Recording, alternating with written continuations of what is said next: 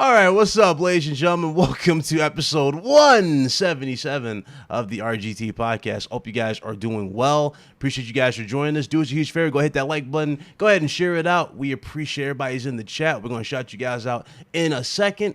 Today we have a pretty big show. A lot's happened this week. We have multiple state of plays, which is the first time I've ever seen this.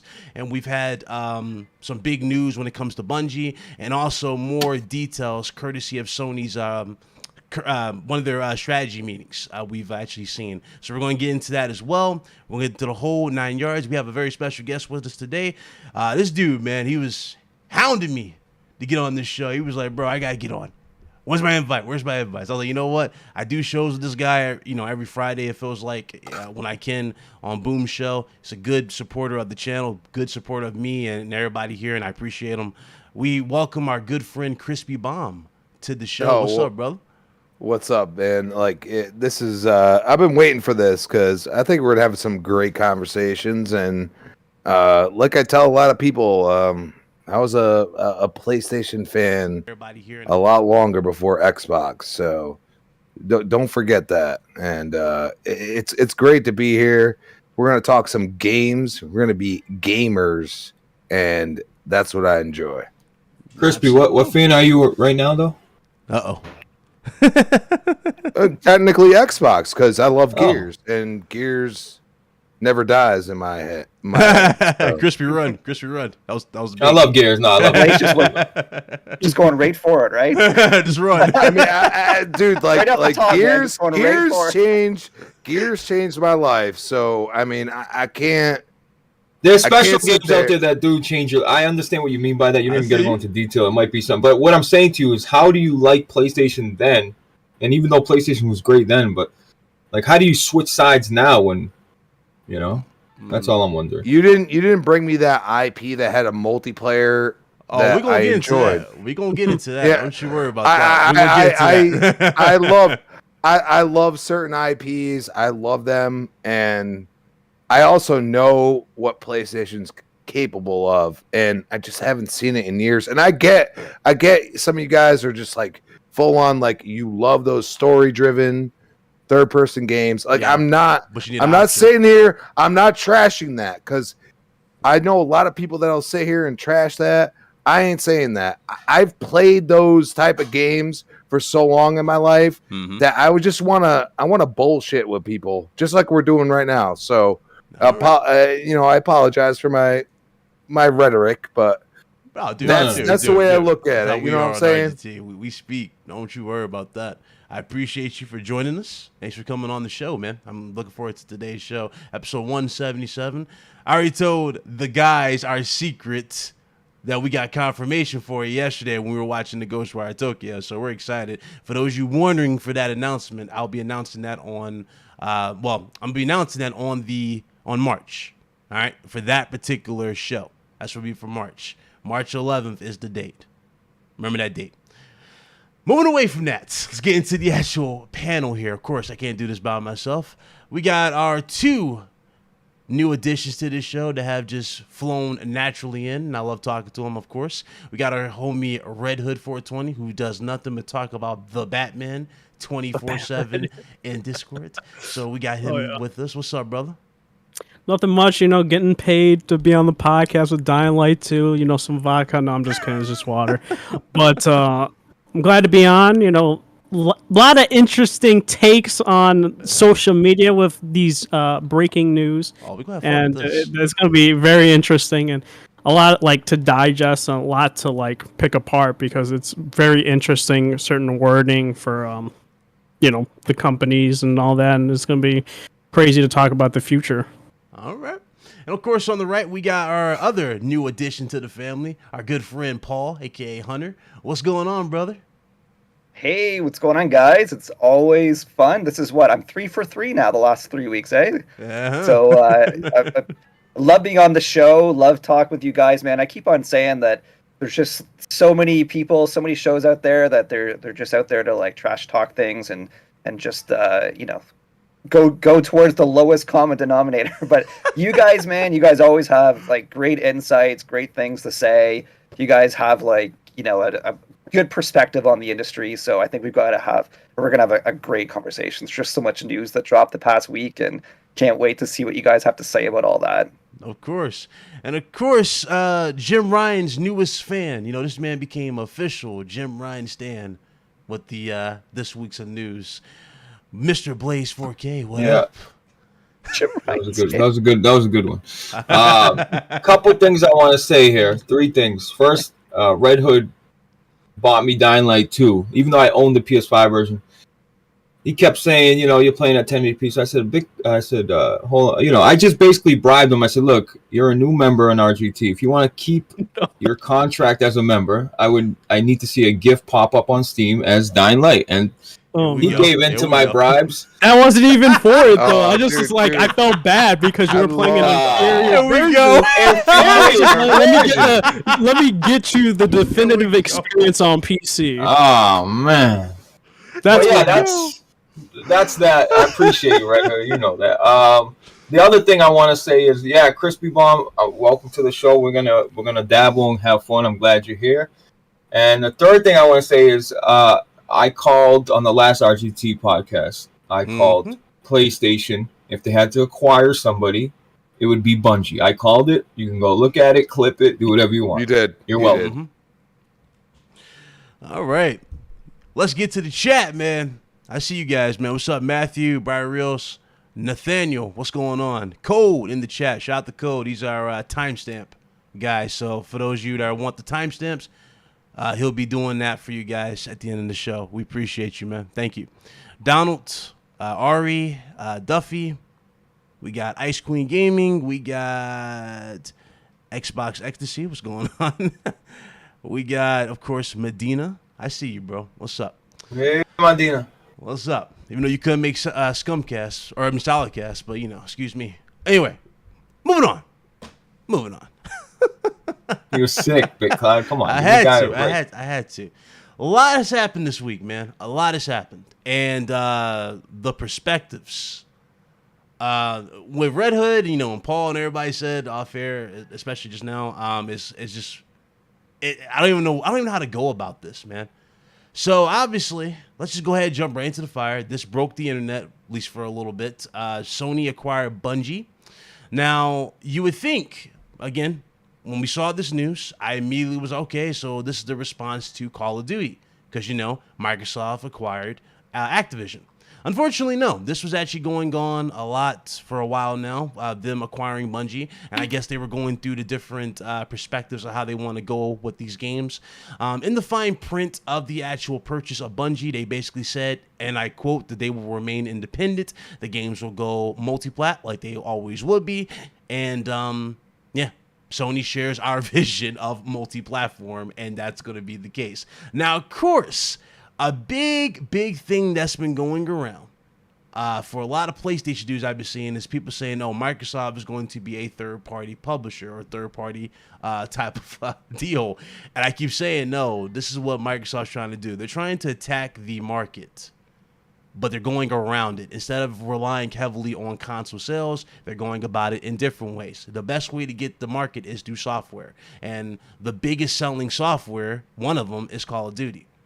If you have Call of Duty on your service day one, you sell it at on your box or whatnot, and you tackle the market with that alone, you are going to make an impact regardless of how the game is received or not. Call of Duty by brand recognition can sell anything.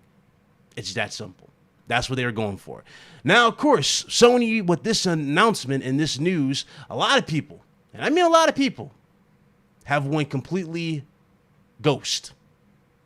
A lot of people are all of a sudden going, oh, I can't support Sony. I don't like this. Sony, this isn't PlayStation. This isn't you. Especially with the announcement that there's going to be 10 games as a service games coming to the PlayStation 5. I'm going to go right to you, Paul. Because we said this multiple times, man. The market's changed.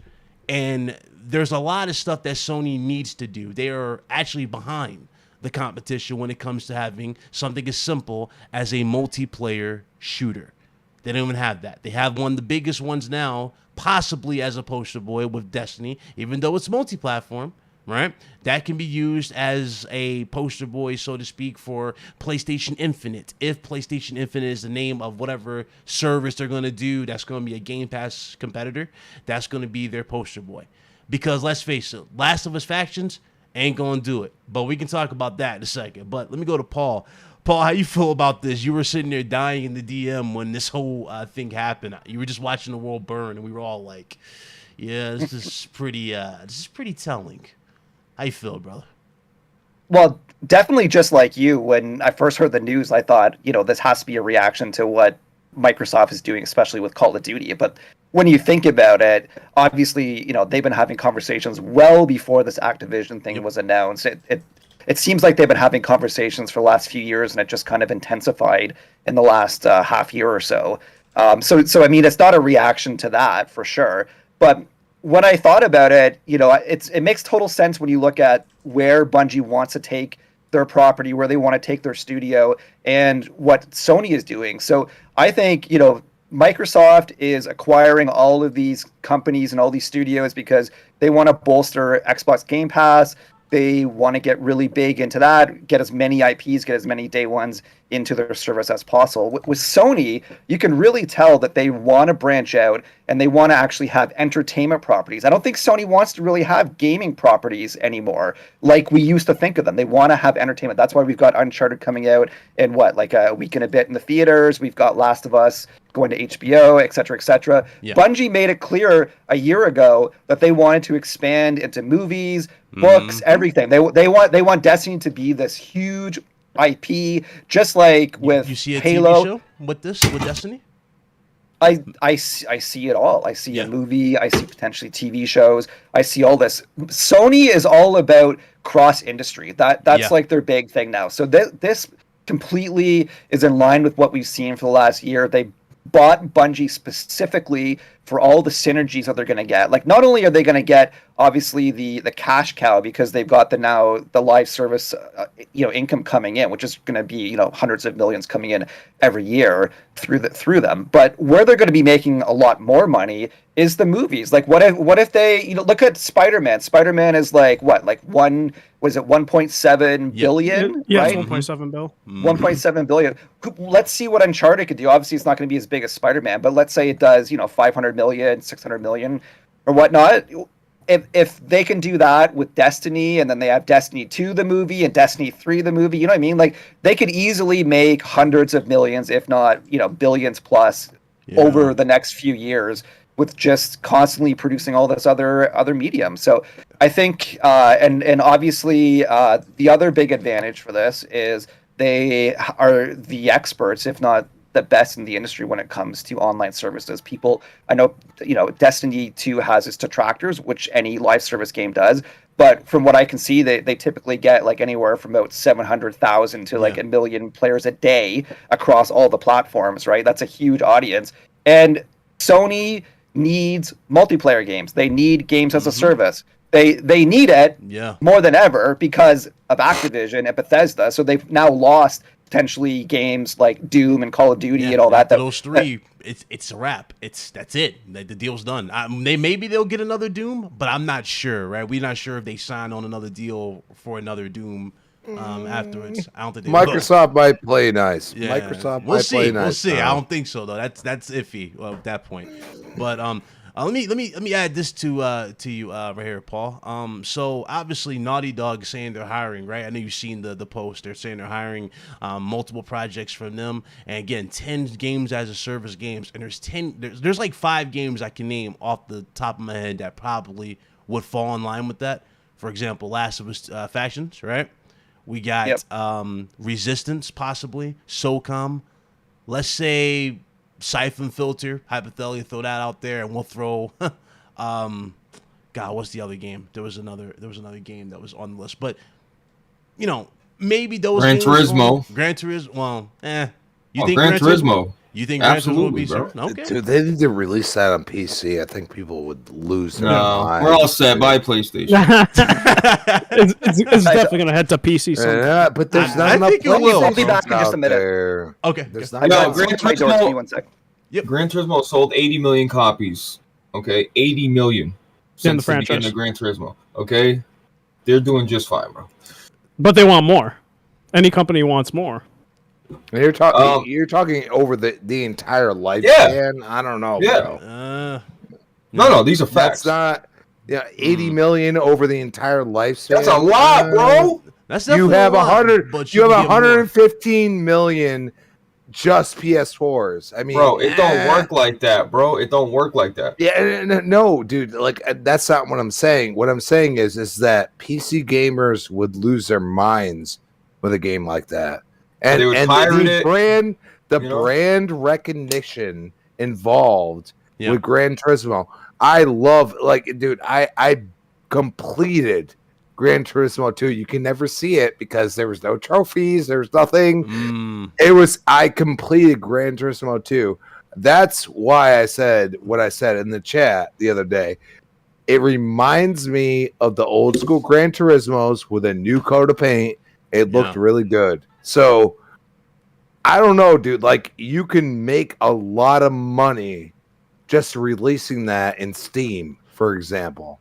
Yeah. Yep. You know, the issue, though, they're releasing them later on, right? At full price. Like, that right there is the thing. Like, games are embargo bin, and you charge them full price on PC. I mean, granted, some are going to buy it, support it. Not everybody. You know, they're going to wait for that sale. So, technically, I don't think you'll see the big fruits of the labor type of thing unless it's day and date. You know what I'm saying? No, these games might come out like Crispy. We see what's going on, right? They're dropping games on PC, right? We're not, you know, I'm not crazy anymore. We see the light at the end of the tunnel. PlayStation's putting games on PC, but you know, you figure 3 years down the line, 2 years down the line, by the time it comes out, like Big Cloud saying, look, the point is, like, Horizon peaked out. I seen like the like max players that booted up at the same time. It was like, no, it wasn't even that much. How much was it? Like it was like, no, I thought it was not 30, 50, like 40K, maybe. It was like I thought it was like 70K, 70,000 people. It was almost played that game. It was close. But my point is, you know what I mean? Like, anyway, the whole thing about games with service. Does PlayStation need it? Yeah, they need some multiplayer games, but at the same time, like, even if they bought Active, even me, like, my stubborn brain, seriously, if PlayStation continued to put out their games, would they lose the casual base with Call of Duty? Sure. A majority of people would be like, dude, I still want to play Call of Duty. I'm buying an Xbox. I'm building a PC, whatever.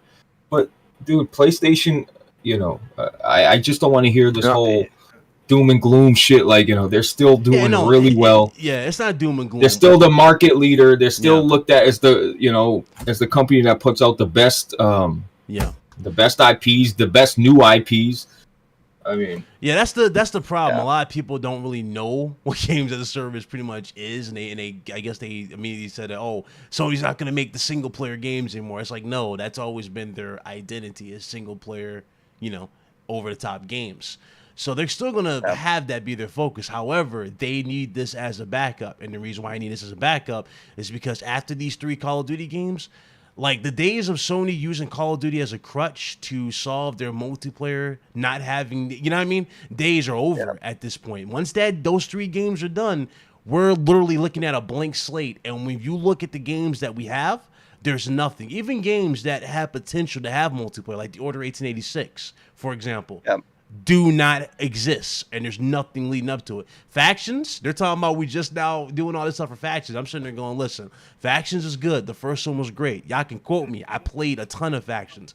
But if we're talking about factions in this coming of age of games, factions ain't going to do what a lot of people Okay, but Big Cloud, let me ask you something. So why do you think Halo, as a first-party game from Microsoft, can come out with the campaign and a multiplayer? Both of them are popular. But, you know... Yeah. Okay, established, but you got to start somewhere. Gears of War, right? Single player game, multiplayer game. Mm-hmm. So don't just think because it's a first party title that they're not able to be successful and be popular. And that's where I agree with you, dude. Yeah, that's where I agree with you. You know, like I think the future of Sony properties is going to be Ghost of Tsushima, which has like the amazing Legends multiplayer mode. Good one, yeah. Right, it's super good. I mean, it's definitely not as popular. Dude, I remember you streaming. I'll tell you right now, I played For Honor and it wasn't bad after they tweaked it. For Honor was good. It's just they needed better matchmaking. That was probably but I feel like Ghosts of Tsushima is one of those games that I was like, I need a PS5 for that, or a PlayStation in general. Yeah. Like having a PS4 at this point after having a Series X, it's something that I can't do. You understand what I'm saying? Like I'm not sitting here trashing on it or nothing like that. All I'm saying is that it's just a next gen console, and the PS5 is like dude, I have literally had like 30 or 40 times where I could have bought a Series S just for somebody in my household. You know what I'm saying? And it's just like that's where the problem is. That's why I go and say like GT7 should be on PC to help Sony. Like a lot of people don't understand that. Like I'm not sitting here trying to say like die Sony, die. I'm not doing that. What I'm saying is it's the same thing I would say to Nintendo, and right? they are. Yeah, you have to. But I hope that they're not going too far. Nah, you know what I'm saying? Yeah. Almost like Microsoft did. TV. They have the capability, like Twisted Metal series. Yeah. You know what I'm saying? Like that was like for me. I'm like, I know the story of Twisted Metal. You understand what I'm saying? So I'm like, okay, but how are they going to go about it? And it's really cool to think about, to be honest with you. Like, it's like, how are they going to go about it? And a lot of people ignore this, but like Cobra Kai, okay? Yep. It is on Netflix. That is produced by Sony.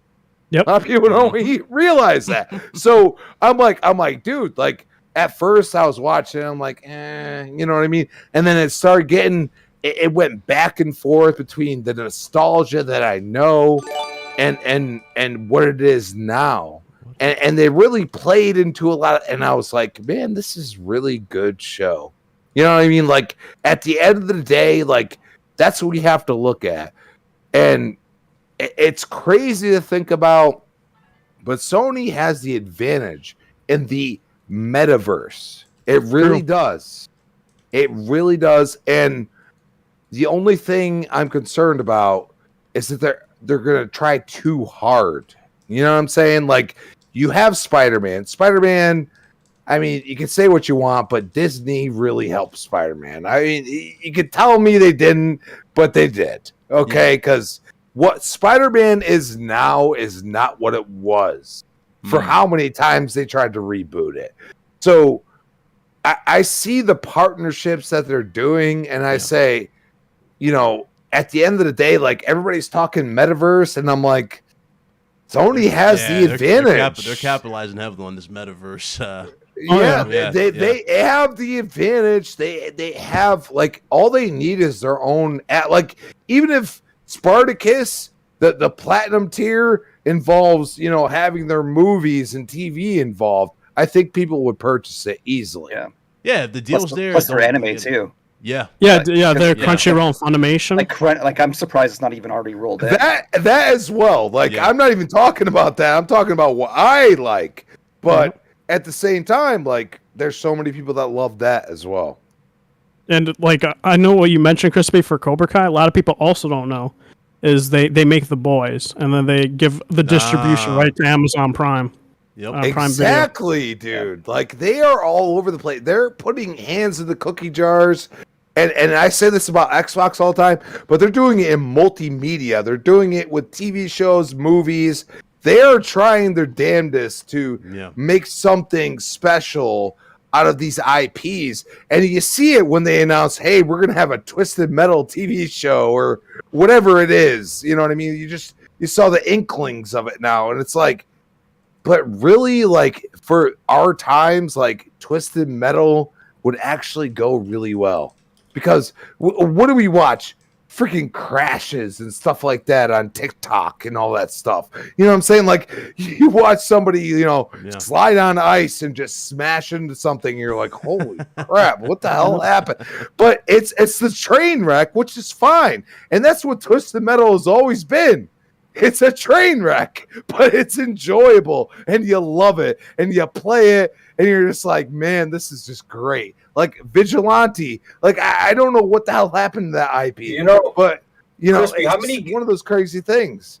Crispy, to get off the little movie topic real quick, how many subscribers does Game Pass have, like concurrent or whatever? What's their number they're throwing out there? I know they're at 25 last time, right? Was that 25? They're saying 25. It's 25 probably now. 35. Okay, I just want to say, like, which is incredible. Like, so if PlayStation can, like, that Plus tier thing you guys just brought up, that tier system, PlayStation Plus users as of December 21st was at 48 million users.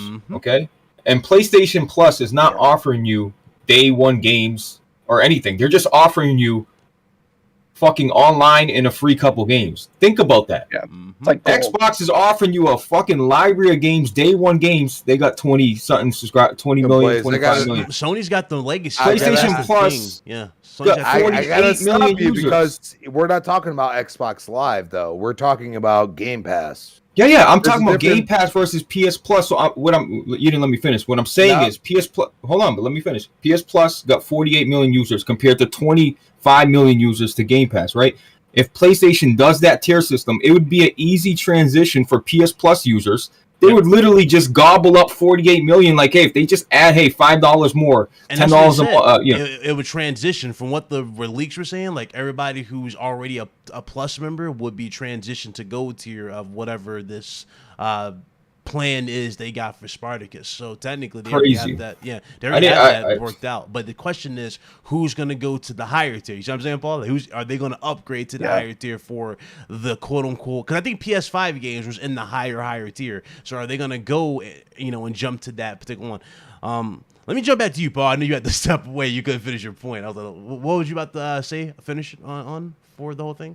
Make sure you get your point across for the games. Well, I just wanted to say that I don't like anyone that's freaking out about these acquisitions with Sony has to sit back and realize that Sony at the heart is a creative company. Like that's what they do, right? They tell stories. That's what, like, even if you look at their mission statement, they want to motivate and excite the world through storytelling. That's what they do, right? So they of course need to have these multiplayer games because, as we were just talking about, they've got 48 million people that subscribe to PS Plus. Yeah. A good chunk of them would be subscribing for games like Call of Duty. So they have to, you could see a reduction of that number that they're going to have to replace. So that's why they're doing the multiplayer. But they are absolutely no chance that they're going to step away from these big epic story games, right? Look at the people that are at Sony, right? Like, imagine them talking to Neil Druckmann and Cory Barlog and being like, "Hey guys, no more story games. Yeah, you we guys want all multiplayer. you're just gonna make a multiplayer game." Like they would. Oh, no way. They already tried it too, Paul. Way. You remember that? Sony's popular. Sony's the market leader for these very same games that people want to change all of a sudden. Okay, add some multiplayer games, but if you think the formula is going to change, no. PlayStation. This is why people remember PlayStation games. They're memorable because they have characters and voice acting that's done to the highest level that you just remember. Like, damn, this shit resonated with me. You know what I mean? I don't know. And here's the thing, man. Had multiplayer. Remember that, Donnie? You forgot about that. Yeah. Yeah, it didn't That work. was actually- it didn't work. It didn't. Multiplayer in God of War wasn't gonna work. God of War needs to be a single player game. Let's say, it's not gonna happen. Yeah, it didn't go anywhere. Yeah. But here's the thing too. Like, They tried. I know I'll definitely get flack for saying this by some of the Sony hardcore fans, but like, even if you don't like multiplayer games, and I get it, I like story games. Story games are better than multiplayer in my opinions. So I totally get it. But the thing is, like, these, like, they need to do this, okay? Like, you have to accept that they need to do this. And the revenues that they're going to get for this is going to help PlayStation remain the awesome PlayStation that we all know and love with these single player games, right? Like, would you want them to, like, just do story games and then PS Plus, like, every year, like, it goes a little bit down and down and down and down, and revenue goes down. Activision gets bought, they lose all that revenue. Bethesda gets bought, they lose all that revenue. EA gets bought next month by Microsoft, they lose all that revenue. Like, at some point, Sony will have no revenue left from third-party publishers, right? Like, unfortunately, if you don't like multiplayer games, this is just what Sony has to do to survive, and it will absolutely guarantee your awesome epic story games, for sure. The only way that we're never ever going to get story games is if you stop buying them, right? As long as like what God of War is like what 20 million. 20 Horizon, million, about 20 million, yeah. Horizon is it 20 million now or 8? I know it was well past 10. It was like 15, 17, something like that. It might be Something like that. Ghost of Tsushima is like 8 million. Yeah. Last of Us is like 20 million. Like, if you stop buying those games, sure. But as long as 20 million people are buying those games, they will keep on making those games for as long as we keep on buying them. Bro, 8 million for a new IP is crazy, bro. Yeah. Even 8 million. Yeah. I'm curious to see how the multiplayer aspect of Ghost of Tsushima did. They might have any stats on it? Did it do well? I don't think they gave stats. They didn't give like stats, that. did they? Yeah, I'm curious about that because that right there, honestly, from what they did, it was pretty smooth. That could easily lead to something. You know what I mean? Maybe co-op in general in the game for the sequel. They also didn't promote that multiplayer like that. They just kind of like it was like a passion tweeted, thing, right? Yeah, do it out there. Yeah, and then I think later on when they bundled it or whatever with like I forgot what version. It could have been the PS5. Then they kind of like promoted a bit, but like I don't know. I think going forward, Sony definitely when they have their live service games need to promote it because a lot of it like Ghost of Tsushima, that's not promoted. It's just like it's just like here we have this mode for you guys. Hope you guys enjoy, and not a lot of people know about it. Yeah, let's hear your take on it, ongoing content like weekly events, stuff like that, right? Yeah. They don't have like Sony's the only one that doesn't have their own tournaments. There's their own, you know what I mean, their own vibe when it comes to the multiplayer scene. Bro, they got GT tournaments, but they actually do have tournaments. They got Gran Turismo, bro. I'm talking about multiplayer shooter type of thing. They ain't got nothing. Bro, like that. you and these multiplayer shooters, bro. That's what the people want. Listen, we want SOCOM. That's what we want. Yes, give us SOCOM. Hey, I gotta agree with that. Bring back Killzone. Bring back Killzone. Make it a better story play. Guerrilla Games nowadays would they would destroy a SOCOM. Killzone game. What I mean by destroy, they would do really.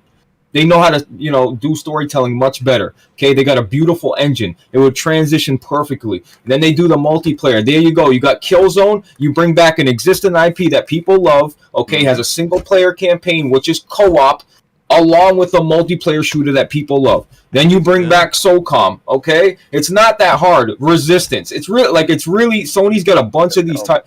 People forget that Sony wasn't making all they had was first person shooters at one point. Like that's all they were putting out. Resistance 1, 2, 3. Mag. Killzone 1, 2, 3. Mag. Yeah. It's like Jesus Christ, bro. That was like way ahead of its time.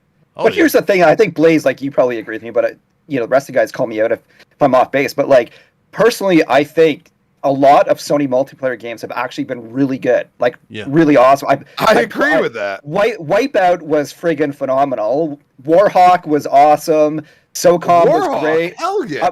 Resistance, like the Resistance multiplayer, I love that, man. I played like 100, 200 hours. Super underrated. And I'm like a single player story guy, man. But I'll put like 100. Wipeout, on PS4, I put at least 150 hours into that, right? So the problem Sony has is exactly what we just talked about. They don't market these things, man. They all of their big showcases are all about like the next big story game, big awesome epic moments with that, set pieces with Uncharted, whatnot, right? They just need to like have the same quality of games, multiplayer games that they've had in the past, but actually create communities, have events all the time, constantly tweet about it, talk about it in state of play, right? Talk about like the next season, like Rainbow Six Siege does, like every few months with the next season. Here's the next character that's coming. Somehow that game is still relevant. Like it's crazy. Like think about it. Like Rainbow Six Siege was just thrown to the curb, and then people are like, "Oh man, this game's really good." And it was the mechanics, to be honest. Yeah. It was Bro, the it's a mechanics tactical. It's a tactical shooter. There's not many out there, dude. There's just not. Like communication, tactical, working with your teammates. Bro, the problem is too, these companies come out and they say, "Oh, we need to make a free-to-play shooter that's blah blah blah." When the reality is, back then you got the full fucking package. You got a co-op shooter along with a single-play shooter, along with a multiplayer shooter. Then nowadays they just like feel like they got to invest in one section, either single player or multiplayer. It's like, no, just give us what you guys always give us. The problem is, us as consumers are so impatient Yeah. You know, Sure. we're demanding shit at all. Like we're demanding we beat a game where we want the next one right away. We want DLC. We want factions. We want. Yep. It's like, dude, this shit takes time, bro. And I'm not making an excuse for it, but it's got to take time. It just has to. Yeah. And bro, back then there was way more smaller little developers that were putting out these niche games out of nowhere that would come out like, you know, I don't know. I can't give you an example right now, but I will in a second. But it's just Fallout like New Vegas. Of yeah, just Obsidian random before their games that would release. come out. But Yeah. now it's like companies buy up and gobble up. Oh, they're all this company don't exist no more. Sony canceled that company. Xbox, you know, they bought that. So it's like it's a bunch of big companies that owned everything and just really got rid of shit. Hell, Yeah, even I- games that were multiplat that had potential if they were done right, like Anthem, like Titanfall. You know what I mean? Like Yeah. they're not getting sequels. It's. I mean, And here's the thing with Sony too is like Sony doesn't just necessarily have to focus on what is typically a popular multiplayer game like shooters and racers. Like the perfect example I can think of is Genshin Impact, right? Like Genshin's not owned by Sony, but like Sony could easily make a game like that. Like as far as I understand, Genshin is like somewhere around like 3 million players and there's like 250 plus thousand players that play it every single day.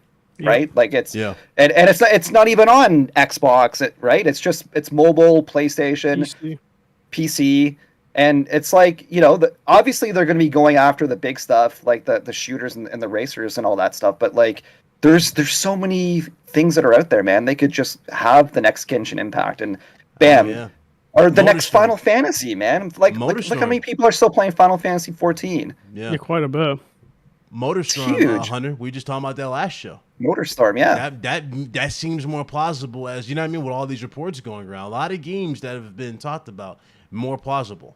It's just a certain other ones like Metal Gear Solid, the Silent Hills, the Castlevania. That stuff right there is the other thing that's kind of uncertain about. But when it comes to games that could be service, right? A lot of the rumors do make sense for it. Studio And Big Liverpool Cloud. could make Wipeout again. Can make Well, it- that's why like I keep on thinking that at least that Sony's been thinking about it for sure. But one of the next purchases I would imagine for Sony is going to be Square. Like if they don't buy them, they've at least had like, you know, years of conversations like down to the Yeah. wire, right? Because like when you think about Square, I mean like Sony wants to have the multiplayer games, and imagine they own Final Fantasy 14, right? And Yes. Destiny. If they own Destiny and Final Fantasy 14, like, geez, man, they've got like two of the biggest multiplayer games that are out there today. Yep. But also, like, Square Enix has also dabbled in mobile, which I know Sony wants to get into as well. And like, you know, they want Final Fantasy to be synonymous with PlayStation. So even though they haven't bought the company, they're still buying the exclusivity rights for, like, you know, Final Fantasy 7 Remake and the next Final Fantasy 15, right? yeah. Yeah, and that would print them money. Like you said, Destiny's gonna print them money. Like Yeah. their revenue is like reported 100 to 500 mil per year, and then Final Fantasy's pretty similar in that vein as well. So it'll keep getting an influx of money, which would then go into more IP creation or Yeah. also more multiplayer. So single player and multiplayer, which will help fund. Let me And let's hear your take it's on gonna the be whole crazy. thing, bro. Because I know you were eager to get in. What's your take on the whole thing? The whole Bungie thing. Yeah, just the whole thing in general. Like, Okay, so like, there's a lot of things to talk about because Yeah.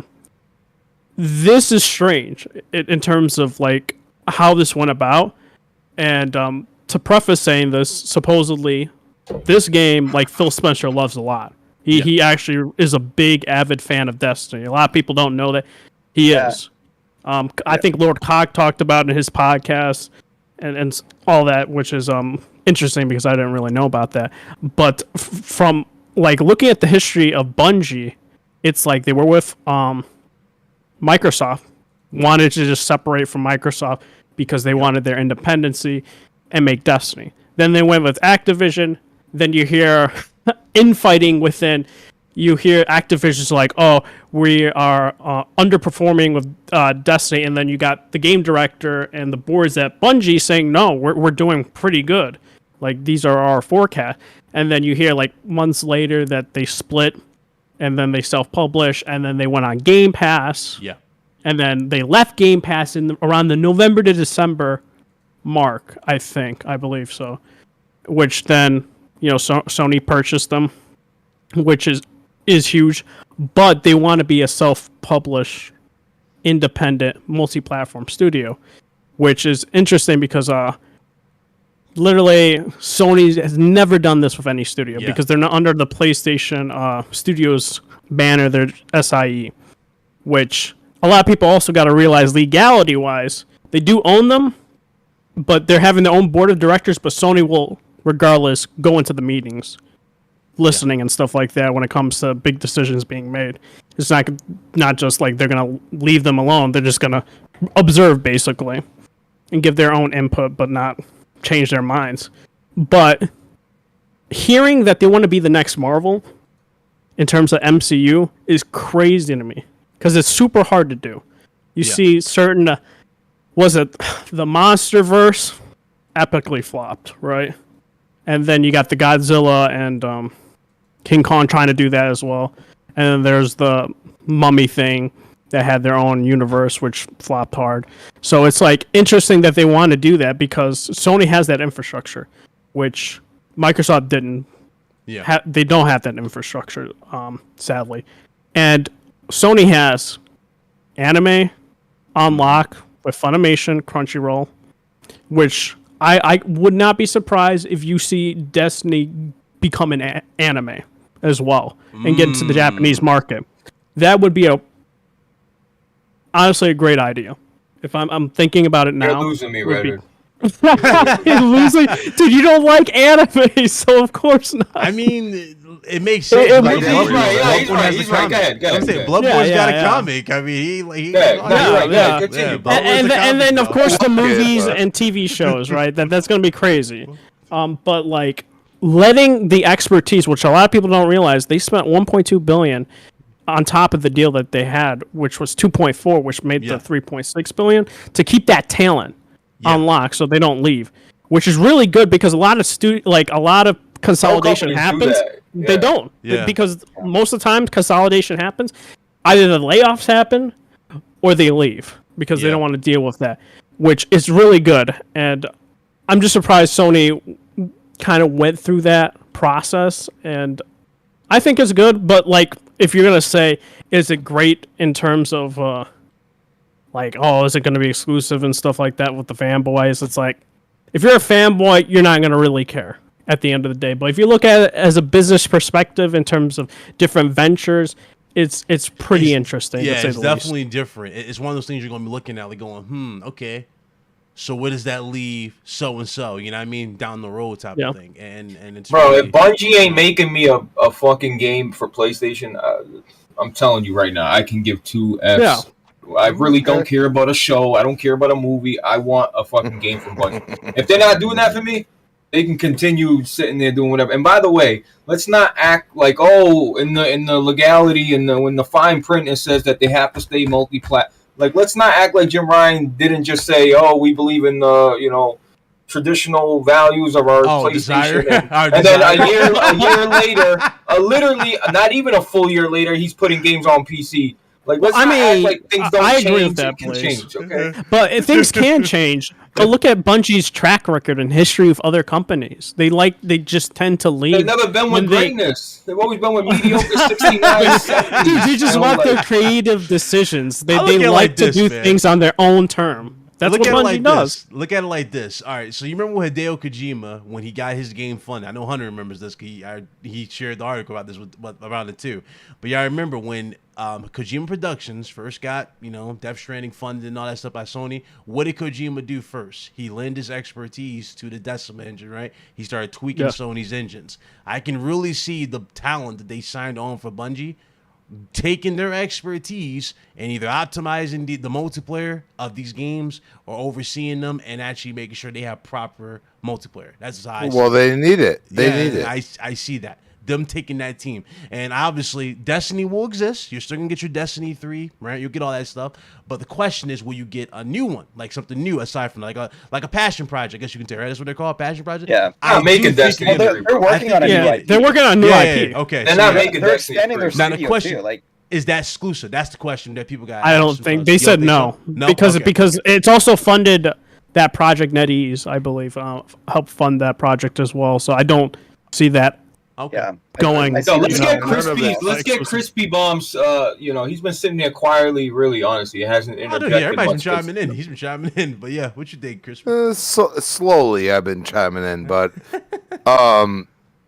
first of all, Sony needs a little bit of Bungie. I'm not saying it's going to do everything for them, but when not long after, Jim Ryan's like, hey, 10 games as a service games right in there. 2026. Here we go. Not going to happen. Sony's completely known for, extending their warranty, as I like to call it. The fact is that you have to look at it this way. There's a point in time in gaming where you're actually too far behind. And don't get me wrong, Microsoft, many and many times before, have been too far ahead. And they've done things that have pissed people off. Well, it can go vice versa at some point. And you can look at the Fortnites, the Apex Legends, the Call of Duty Warzones, and there are people that are just not happy. Now, don't get me wrong. For guys like yourselves, I get it. You want your single-player experience. I understand that. And I do as well. See, this is where it gets all crazy because I've experienced the single player and multiplayer for a single game for a very long time on Xbox. And I used to experience that on PlayStation. I really did. I mean, SOCOM 2, the single player and multiplayer for that time were pretty damn good. Yeah. You know what I'm saying? For what they were at that time. SOCOM 2 started out as a 56K modem. A lot of people don't realize that. Yep. It was very different. To play with other people was something special. Yeah. Okay? And they lost that. And don't get me wrong. I'm not saying that at the point in time it wasn't logical to go all single player and say, hey, we make amazing story-driven games. And I'm fine with that, okay? But for me, when I grew up, I was still looking for that multiplayer. And there was points in times... I'm 33. Okay. He's not 33, he's 96. That's the point. No, because as I get older, I've fallen out of the multi. As I get older, I get more annoyed with multiplayer. No, and I completely get that because like there's cheats, there's so many things going on. Like there's getting your ass kicked. Wild. Yeah, I get that. Like maybe it's the gears in me where I say, I don't care if I play a PC player, I'll fuck you up. Because I got a Elite controller. Well, this is where the fine line is starting to getting drawn. Okay, people will go and say, "Oh, you're playing on PC, you have an advantage." Well, I have an Elite controller, and you're not playing on that. You're playing on mouse and keyboard, and you're playing fucking Gears, bro. You know what I'm saying? Like you ain't playing Call of Duty. You ain't playing none of that shit. You're playing Gears, and the only thing I got to do is make sure that you don't get the sniper, and then I'm good. That's the way I play games. So I love kind of having that banter back and forth, like being like, you think you're great, but you're going to find out real quick. But at the same time, sometimes I get humbled. I ain't going to say it doesn't happen, but that's the way I felt about PlayStation games. Like, dude, playing SOCOM 1 and 2, like those were innovative. And I feel like they're trying to be innovative now, and that is it's a shame that it happened this soon. You know what I mean? Crispy, stay with the way you told me. Like sometimes you can be too far behind. Like dive into that. What do you mean? Like so hypothetically, like Sony has been on the top of the pedestal. Yeah, we all realize that. Like they've been on top of the pedestal. But now you're going back and saying, and don't get me wrong, I mean, Xbox is selling, aftermarket consoles right now.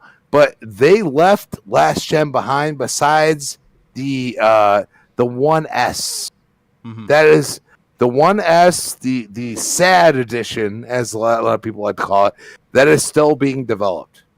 Okay, other than that, they have left last gen behind, but also they are still supporting that, and the reason why they're doing that is through the cloud. Don't get me wrong. Sony doesn't have that aspect unless their partnership with Microsoft. They don't have that. Well, we had that. We just decided to go with you guys. So the cloud, you meaning the same cloud that helped Crackdown 3 be the great game it was? That cloud. You're really going to bring up one of the most trash games in history. I'm just saying. No, because that was the game that was for a second place. No, it was. Let's be honest. Sumo Digital left a long time ago, my friend, and they left a long time ago. While you're sitting there with hundreds of millions of people playing all their other multiplayer games, including Sea of Thieves. Oh, that trash game too. Yeah, that game is trash. That game is trash. It's trash to you, but it's gold. Hey, it's trash to me, bro. I don't like it. Disney. They struck my thing is, it's doing great, but I don't think it's from the game devs. That was from Summit 1G. Alex said that was from one streamer. That was from one streamer. No, Sumo Digital left. They left before the game was done. So Crackdown, everybody brings that up. Sumo Digital left a long time ago. Yeah. And they were the ones that were completing the multiplayer component of it. A lot of people forget that. But the fact is that, Xbox has changed their ways. They're like, if we're going to really rely on something, we need them to be first party. So you got your Hellblade. How good did that look? Come on. I mean, let's be honest. You know what I'm saying? But at the end of the day, I look at Sony right now, and I just hope to God they don't just completely do a 180. You know what I'm saying? Because they do such great things. They made Ninja Theory put that out. They made them better. That's the competition. And that's what I love. Right now I have a Series X. But if, like I've said to you, BitCloud, if they come out with a SOCOM they do the single player and multiplayer, I am in. And I'm going to be looking for a PS5. I'm going to be hitting you up, Blaze, whoever else. Find me a PS5. Because at the end of the day, that's what I relish. I enjoy the fact that I can go to Gears 5 or Halo, and I can say, hey, I'll play the multiplayer today. Hey, I'll start finishing the single player. And it's something that I get that people don't understand. I understand that. I really do. Because I'm more multiplayer first. Some of y'all are more single player first. I get it. It's not a problem. The fact is that let's call it like a spade. And let's not, when they said 10 games as a service games, I was worried. Okay? Because I don't want them to change the way they are. They do such good things that it drives me crazy. They've acquired a bunch of new smaller studios and devs, and so maybe that's where all that's going to. Look, I want your Xbox soul to come out here, right? I really want to grab it all out of you. Pause. Listen, Gears of War. I love Gears of War, bro. I really do. Right now. He's hold on. He's trying so. Crispy, I want you to understand this. I know you think, look, I'm a big Sony guy, but guess what? That was my most played game last year. Halo Infinite by a mile. Okay, by a mile. All right, and Halo Infinite is my game of the year. If you didn't know that too, so don't just. And I got a Series X, and I got a Xbox One X. I know you, bro. I play video games, bro. Okay, but I just want to remind you, man. I don't want you to think I'm hating Gears 3, bro. Y'all too funny. I'm just saying. Here's the easiest way to think about it. Okay, imagine if you're an Xbox gamer. Okay. Imagine this. They said, we're done with multiplayer. We're going all single player. That's the worst part. No. They said 10 games as a service. Games as a service has to have multiplayer. Now, they could do it one of two ways. They could either go Destiny route and be all multiplayer, because that's technically what it is. It has a campaign-like thing, but you still have to upgrade yourself to play anything else after a certain point. It's a little weird, but they can go that route, which is bad. I think that's bad. But you could bring back some older IPs to start it out and say, hey, you know, we got this single player. Hey, let's remake SOCOM. Let's remake Killzone. They've done the remakes how many times? I mean, I'm not saying that's a bad thing, but being single player kind of like, your investment. It worked. I'll say like this. It worked for them because they had crutches, right? But what I'm saying is your investment into that, like it costs tens to hundreds of millions of dollars to do these things, especially with the way the games, especially if it's from PS3 to PS4. That's actually. You guys had a lot of remakes too, Crispy. Come on, man. A lot of remakes. You got Halo 1, 2, 3, 4, 5, Reach, ODST, Infinite. Those are a bunch of remakes of the same game. Master Chief Collection, dude. Like, you can't do that because what has been relevant for Halo, bro? They did that Halo, Gears, and Forza. Dude. So I'll give you a prime example. Gears of War Ultimate Edition. Okay, that was rebuilt from the Unreal Engine 1 to 4. Okay, so they did something that was totally special. Hey, and we need like a checklist for this one. No, bro. I was busting your balls. I wasn't saying that. I wasn't saying Gears Ultimate Master. I was saying like you guys are making the same game all the time. That's all. I was busting your balls. I wasn't saying like they. That's not what I'm saying. What I'm saying is that you have IPs that are so relevant because of society right now, and that people have no clue. Like, you have thousands upon millions of gamers between there somewhere that have never played a SOCOM. You understand what I'm saying? Never played a Killzone. You know what I mean? And you go and you buy Bungie and you go and say, what can they do for us? Well, they could probably make a better Killzone for this age than you would even think. And that is a smart thing. Yeah. That is very relevant. And they were even, in the press release and everything else, they were talking about them helping. It's going to be / support studio. Yeah. Because you have a couple devs in there, going with Haven or whoever else. You know what I'm saying? And they'd be like, man, you got to do it this way because it's just not going to work if you don't. And they cannot listen. They're their own developer. And I believe Sony's just like Microsoft at this point, and they've been that way for a while. Let our devs do what they need to do for their own mentality, for them to stay here.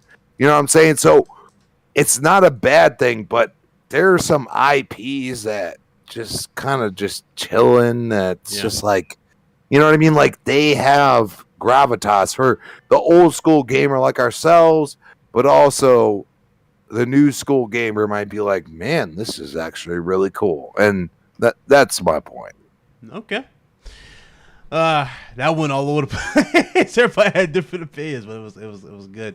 I'm glad everybody is alive. Does anybody have any battle scars? Jesus Christ, Blaze, you good? What? You good? I did want to say one thing. Oh, good. Go ahead, bro. On this conversation, which is like, this is one thing that we should keep in mind, is that Sony did obviously announce that they have 10 games of a service that are coming in the next few years. But earlier, I think it was sometime like middle of last year, Sony announced that they're working on 25 internal games. Yeah. Right? Yeah. 25. I believe that was just PlayStation Studios, so that might not even count things like Haven and Deviation games. And Even Deviation might be in that live service category. Like, without a doubt. Totally. Yeah. That's what.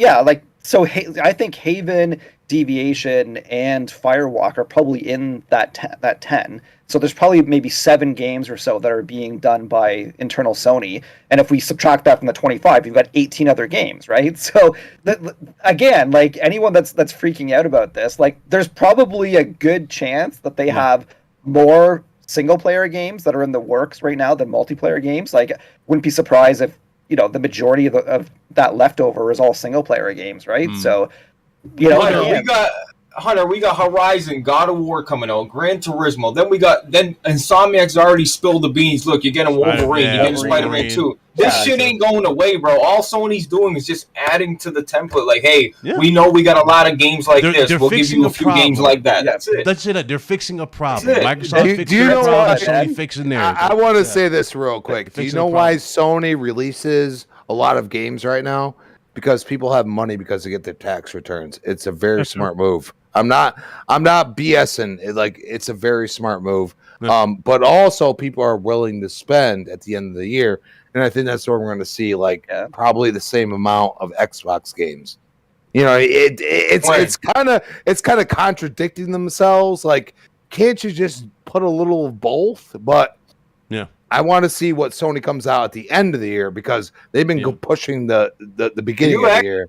This is not bad. November and December, man. Why you guys only count 2 months of the year, Crispy? That's not what I said. What's funny is you just heard half of what I said. I said it's very smart of them to go when you get your tax return. Did you get a tax return this year? No, I didn't. Okay, so some people do. All right. Blaze, you're getting it in March. You're gonna use it for GT7. There you go. Yeah. I'm gonna, because $60 is gonna fucking destroy you. I gotta wait for the taxes to get. I mean, I get what you're saying, bro. But I mean, look, I just think Sony got the games to release. Like, why hold them if they're ready? Release. So you're just PCMR then, right? Bro, I'm saying if games are ready, why would you hold them? For what? For what reason? Very smart of them. They might as well release them. They're not holding them. They're releasing them when people get money. It makes total sense. If you're gonna charge $70 when I can pay $15 a month for my games on Xbox that come out, there's no reason. Okay, the point is that, you know, I'll get $2,000 by the end of this month, and I will spend it the way I want to, and it's totally logical for them to do this right now, and they've been doing it for a while. People just aren't paying attention. Okay. All right. Good points all around, everybody. We killed that topic. Let me get to these super chats. I had 2, if I forget. Max B with the 5 or $2. I think it was a $3 super chat. He says, Sony bless. Appreciate that. And we had one from, 1 second. I think it's, had it for a second. Black Metal Gamer, he dropped a $2 super chat. He says he says more Marvel games also excites me for Sony's future. I mean, you're gonna see that at this point. You're gonna see Sony create their own MCU at this point. They got Wolverine, Marvel Games Universe. Yeah, they're gonna tie that into X-Men. X-Men's probably gonna get their own games in there, because we can't rely on Square Enix to do this after what they did with the Avengers. We just can't do it. Black Metal, that's my Souls guy. Why are people in the chat are saying that Nintendo bought Capcom? Yeah, I don't know why they said that. I was looking. Where's that coming from? Wait, what? During the podcast or what? We're gonna get to that in a second, because there was a thing going on with Capcom. Shout out to Black Mite and Sebastian for subscribing. I appreciate you. I didn't forget y'all. Thank you. Let's move on to the next topic here, and that is Capcom and of course the future, because Jim Ryan stated that more acquisitions are happening. So I'm gonna go to Hunter with this, but there have been tons of studios. There are a few studios that we can name off the bat that would make sense, right? Square Enix, just for the Final Fantasy situation. Capcom's another, right? Because of the Capcom Cup and Sony owning Evo, and then really wanting to push that. Plus, if you remember the patents that was going around of you being able to bet on fighters, your favorite streamer or whatever, playing these games or whatnot, that will go into that. It makes sense if they want to do something like that. There's also a possibility, even though I doubt it. People were saying Konami. I don't think Konami would ever sell, and it's never going to be the case. But Let me ask you that, man. How you feel about this? Because the reason why I'm asking you first with this too, it was going around that Saudi Arabia actually bought billions of Capcom, like going around there. And they've actually and Activision. Yeah, they've been and investing EA. in Activision, EA as well. So how do you feel about this? Because pretty much everybody has been getting their hands, you know what I mean, every single where to try and grab something. So how you feel about this, with the whole thing? About Capcom, I think it makes sense for sure. Yeah. I think Sony clearly wants to own the fighting genre. That is, beyond clear with them buying Evo, right? So they're, I can see them making at least at a minimum the next Street Fighter is again going to be exclusive to PlayStation and on console, right? So I think that's pretty much a guaranteed. But you can probably even see them, working deeper with like NetherRealm and other studios to like Guilty Gear and all that is on PlayStation, right? So I think it makes sense. I think like from what I can remember, Capcom is relatively cheap. Like I think that was one of the studios that's under 10 billion to buy. And Sony had 18 billion that they wanted to spend in the next couple years on acquisitions, and they've spent around about 8 billion in total so far, so they've got about 10 billion left. So they have enough. Like this is the thing that I always find so funny. Like you go on Twitter and Reddit and everyone's just like, Sony's broke, Sony will never be able to afford the company. What are you talking about? Sony could pull the plug tomorrow and buy Square Enix. They could pull the plug, buy probably Konami, they could buy Capcom, they can buy a lot of studios. How you feel about CD Projekt Red also being in the pot for that too? Because that was going around as well. Do you think Sony would even eat the leverage, or not the leverage, but eat the you know what I mean, the bad press that they got for Cyberpunk alone? Like, don't get me wrong, they're a great developer, Witcher, all that stuff, but Cyberpunk really is a big thing. The Witcher 3 is the greatest shit. The Witcher 3. You guys are fucking. You guys are, bro. Yeah, they messed up, bro. They messed up. For sure. The reason why I say they don't is because what would Sony do with GOG? You know what I mean? If they bought CD Projekt Red, like I don't think turn they it into a PlayStation launcher. Oh, I don't know, man. PlayStation launcher is just like you're gonna alienate PC gamers because let's keep it real. PC gamers, majority of PC gamers play games on Steam. A lot of games are Epic. Why does Sony have to worry about GOG? That's not they're buying. Yeah, that's what I'm saying. They have to, unless they want CD Projekt Red as like Bungie and have them do their own thing. But I doubt they want to do that. Bro, that's exactly what Sony. That's the exact developer Sony's looking for. CD Projekt Red that can make a single player game that people love, bro. Okay, just look at The Witcher 3. It's Witcher 2, even The Witcher 1, bro. Like it's not just one game. And Cyberpunk, it had a lot of issues, man, right? They fucked up big time, okay? But they were just trying to do this big, ambitious game, and it just got over their head. They should have delayed again or canceled the current-gen consoles. But I always blame this on Microsoft. It's Microsoft's fault for this because they had to make a Series X. They had to make a Series X, the Cyberpunk Series X, and people got that a year and a half. They had a year and a half of my boy had the Series X for a year and a half with no game. With no game, though. It was just a console, so they had to go through with it. They can't just make a custom console and there's no game on it. They had to do it. The thing, like the reason why I totally agree that they need a developer like that and series like that for their portfolio. But the main reason why I don't think they're going to be doing it is if you look at the history of Sony, they always acquire studios that they have really phenomenal relationships with, like usually multi-year. Even if you look at who supported Destiny, it was PlayStation. There was a lot of exclusive stuff for PlayStation. When Destiny came out, they've always like had their hand in that pie.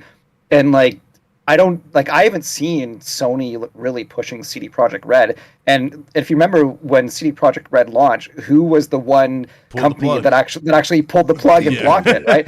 Microsoft was just like, we'll keep it on our platform. They had a little warning down below saying like, oh, by the way, like, there's bugs and it may not run the way you expect. But Sony just ripped it right out. It was like, how dare you get this Microsoft had publishing deals. But that's because they had to deal with it. They had to deal with CD Projekt. It played fine on the One X, bro. I don't know, man. Like you can tell for sure that there was like feathers ruffled, man. There was a stink between those two companies, and even if there was like consideration to buying them, that put it back like 2 years at least. Like it's. So I think there's just companies that have better synergies, man. I think like we just talked about Final Fantasy and Capcom. I mean, they're also looking to expand their properties too. And like, you know, Final Fantasy is all over with movies and anime. Street Fighter had like bad movies, but they had movies, right? Like, so there's more opportunities there. Like imagine like a new Monster World movie. That would be phenomenal. I think that franchise is just, you know, off the hook and everyone loves it and it'd be awesome. Resident Evil, like, you know, like you could like imagine Sony with Resident Evil, man. They would just like, of course we already have movies, and I think there's a new series coming out for that soon, right? Sony's been doing that with movies. Sony's been doing like just mostly movies with Capcom, but most of their movies aren't that.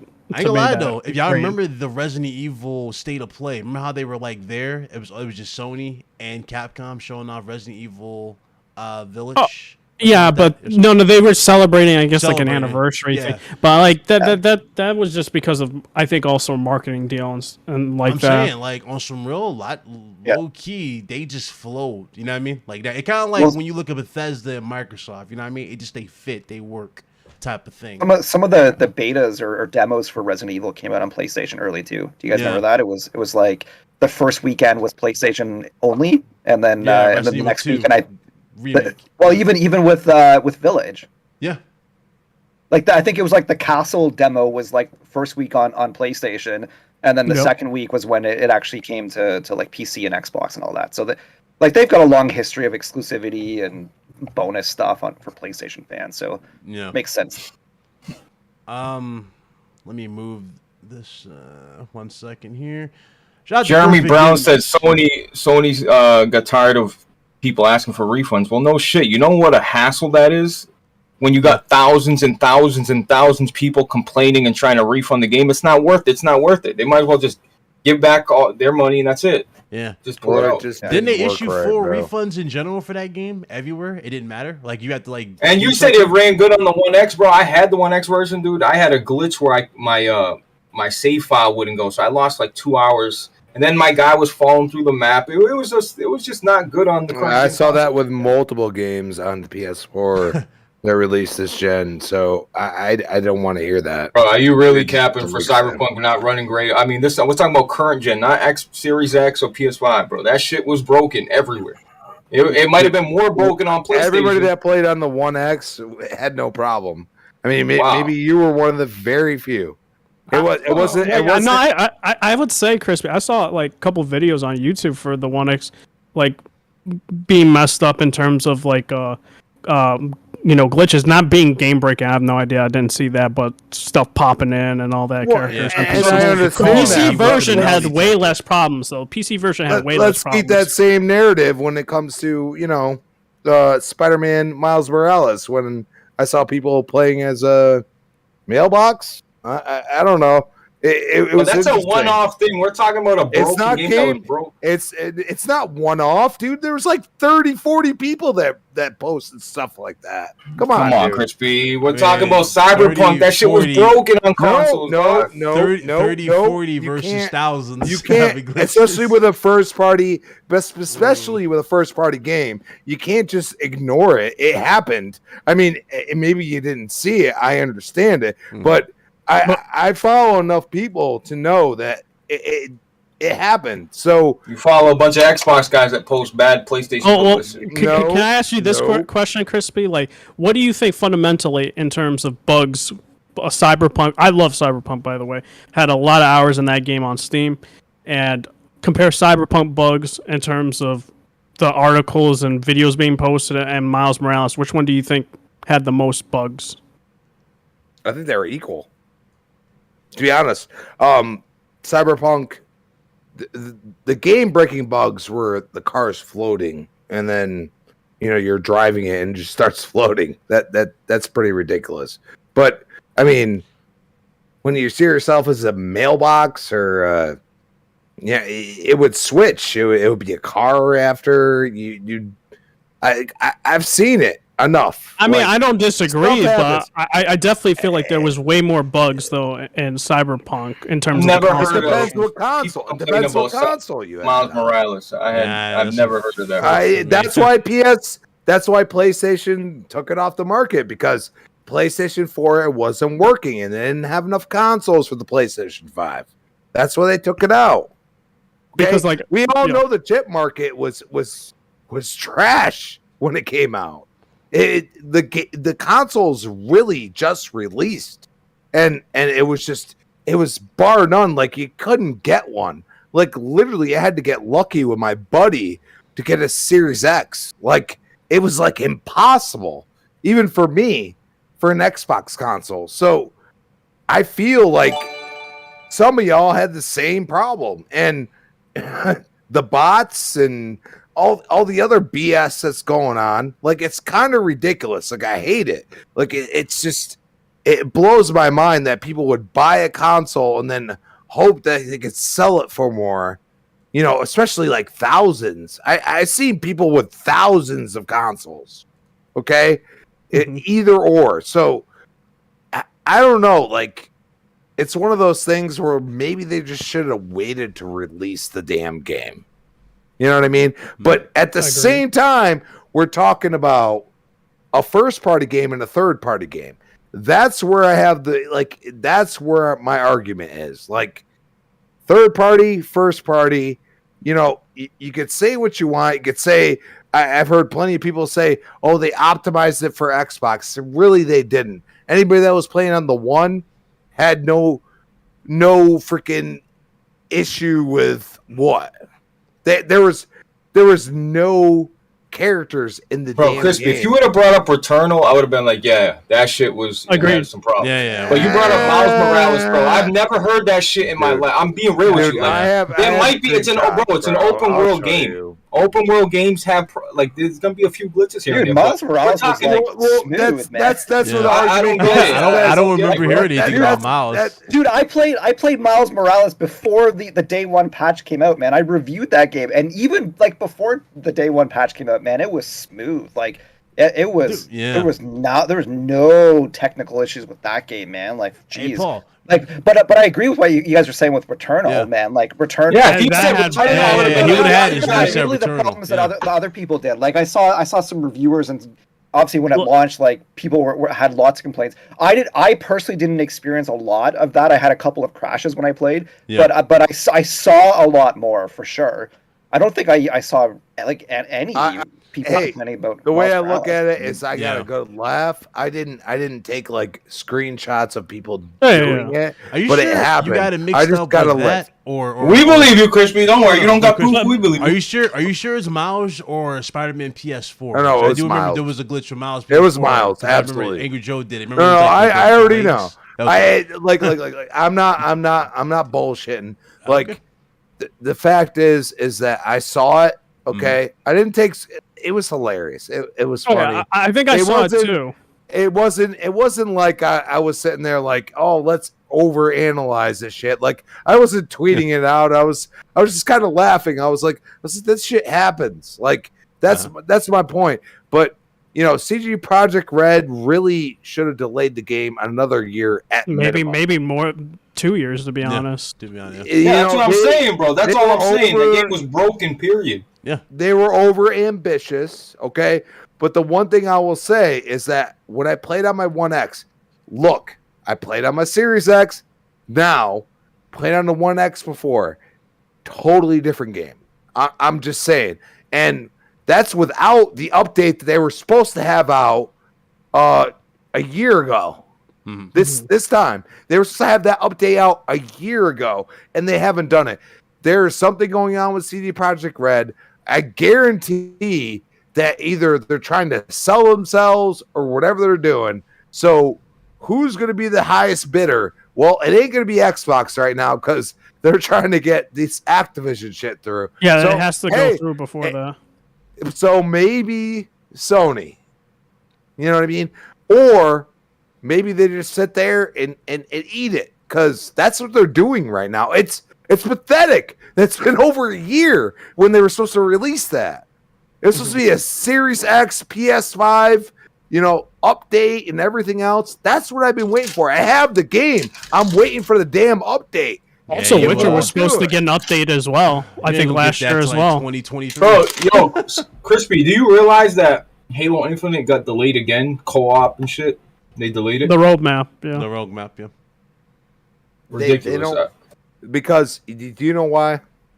Because everybody talks shit about 20,000 people playing it on Steam. Do you know why at this point? That's a lot. It is a lot, but a lot of people ignore that. But that's fine. That's just one platform. And I've had people argue with this about me. One platform you're talking about, and you're saying that is the absolute needle to where it goes. I get it. There's a lot of people that have PCs. I understand that. But you're talking about an Xbox exclusive game. There are hundreds of millions of people considering playing that game. Now, do they? No. But the one thing you say is to say it's on Game Pass, and at any point in time, they could download it. And this is where I just have this argument like, dude, you have so many people that have Game Pass at their fingertips, whether it be a phone, a PC, whatever, and they can just sit there and download it. And then co-op comes out. At this point, make it the way it should be. You know what I'm saying? Like, they can't do any worse than what they've already done. You know what I'm saying? So you've done enough to have people, kind of question what you're doing. But at the same time, there's a lot of people like myself. I want to play with other people, even if it's just the campaign. Play with other people. They could carry me, whatever. I am not good at first-person shooters. I am just not good at them. Okay? But at the same time, I do enjoy a good story. And there's a lot of people that are like, hey, I played with this person back in Halo 3, Halo 2. I need to play with them. I can't finish this campaign. I'll start it. I'll get into it a little bit. I know I'll enjoy it, but I'm waiting for that co-op. And maybe they're playing a big game. That's the way I look at it. Like, they could probably release it, but that doesn't mean it's going to be relevant. That doesn't mean that it's going to do well, because people want that experience, but they want it the right way. What they experience as a single player, at least for a period of time, they want that in the co-op. And it's one of those things that, like the multiplayer, like everybody's like, oh, it's trash. Like, dude, they're coming out with modes all over the place. Like, they literally did what I wanted them to do with Gears 5 when it came out. They did it in like 3 months compared to 8, 9 for Gears 5. They gave you a reason to play the game, like not just buying it, buying your skins, buying everything else. All of a sudden they changed it like that quick. And I'm like, I'm one of those people. I was like, why did you not see what Gears 5 did and not learn from it? Instead, you tried it again. That's what pissed me off. Yeah, Halo, dude, the microtransactions, like, they don't got shit ready, but the store's ready every Tuesday. Oh, yeah, that's true. At 1 o'clock, Yeah, dude. Yeah. I think Halo should have been delayed. The Iron Man shit. I saw you. Halo Infinite should have been delayed to be a complete package to but have the imagine if it came out sustainability. that year before, dude. That would have been horrible. It would have been worse too. Oh, you talking about when we Way first worse. saw it, when it wasn't polished? Yeah, dude. They were supposed to release it freaking 2 years ago now, dude. Yeah. Like, dude, it would have been horrible. And it blows my mind that they still brought the same type of shit that it did with Gears. Like what we call it is freaking, oh, you have to play this mode. You have to do this certain thing to get revenue from it. And that's exactly what they did with Halo Infinite. And I was like, why in God's name would you do the same damn thing you did with Gears 5 that made it hurt so many Gears players that they stopped playing the fucking game? Why? It just doesn't make any sense. And, like I said, like, everybody likes to shoot themselves in the foot. Somebody's got to learn from it, I hope. You know what I mean? Like all these gaming companies, like look at Stadia. Like they're about to sell the damn freaking Stadia brand, basically. Yeah, Stadia never had a chance though. But you're talking about $1 trillion company just like Microsoft. You know what I'm saying? Yeah, but You're talking Stadia's a whole different bag.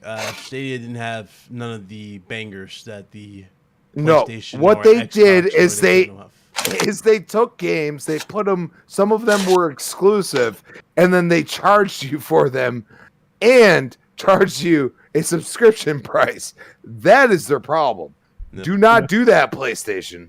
Do not do that. I don't I'm think. telling you. I don't think they'll do that. I think they're smart enough to not do something like that. Oh, they would never do that. Yeah, shit, I don't think they'll ever do that. But I do. Again, it's gonna be interesting to see how they get people to go to the next tier once everybody is moved to this new one when it eventually drops. Let me get the chat for a second. Shout out to Perfect Image. Drop the $10 super chat. I didn't forget, bro. I appreciate it. He says, hey, bro, long time. Sorry I've been ghost. I've been studying for real estate, but I'm up to date with everything. My question to you is, what if Bungie starts a new war type because of the gun mechanics are great? Is he trying to say like what if they start a war game with their gunplay? Yeah, maybe that's what he's trying to say. I mean, it'd probably be interesting. It would work, I think, if they had the if they go about they're ambitious. I think they can make something like that work. That'd be cool. Another one from Jerry Ames, 2000. He says Cyberpunk was breaking consoles. It's a jab in place. Let me go to Hunter. Did I go to you for this topic? That's a jab at me. He says Cyberbrick. Get what he did there? Okay, I'm the one that said that it was broken. How is that a jab at me? I don't know, man. It's a jab at you. No, because I'm aiming it at you. Cyberbrick was bad about that. it wasn't bad. It was broken. No, it wasn't bad. It was broken. It was unfortunate. It was broken. Who didn't get a chance to go? Did you say your piece, Paul? On what topic? Cyberpunk? What? Yeah. We went everywhere with this shit. Everywhere, to be honest. We went everywhere with this shit. I wasn't me. That's why I was like, it wasn't me. I'm like, bro, we I don't know with where the we Game went, Pass man. with this. Caleb, what are we talking about? We're talking about Stadia, bro. Can we stay on topic? We're talking about Stadia. Halo, Stadia? The conversation went everywhere. Stadia's always been dead, man. Stadia. We joke about G4 and Dead Men Walking, but Stadia has been the dead man walking since day one. Oh, I think I was at Capcom. That's where I was at. I was at Capcom. How much? Yeah, you said the $1 billion investment from Saudi Arabia. Yeah, the $1 billion. That's right. Yeah, we all give up. Yeah. So, I mean, my thoughts on that is sure. I mean, they bought a good chunk of it. Capcom has had, I think it's something like, what is it, like 4 years or 5 years of like record profit. They just keep on. Like Capcom is just on a roll, right? They've had several quarters in a row of record profits. So I mean, they didn't, like, from what I understand, they only bought something like 5 or 10% of Capcom. Like it's not a controlling share. It's like it literally just seems like people that are like, damn, like Capcom is making a lot of money. Let's invest. Dip our toes in there. It's like same thing with Sony's been doing that with Epic. Epic, Discord.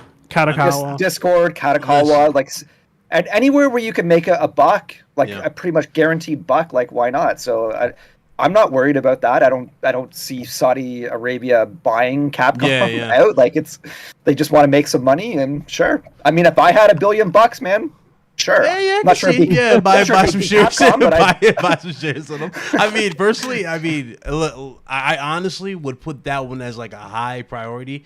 Probably another one would be Bandai Namco, just for Tekken 7 alone, for the Evo side of things for Sony, if they really wanted to push that. Because, NetherRealm is under who?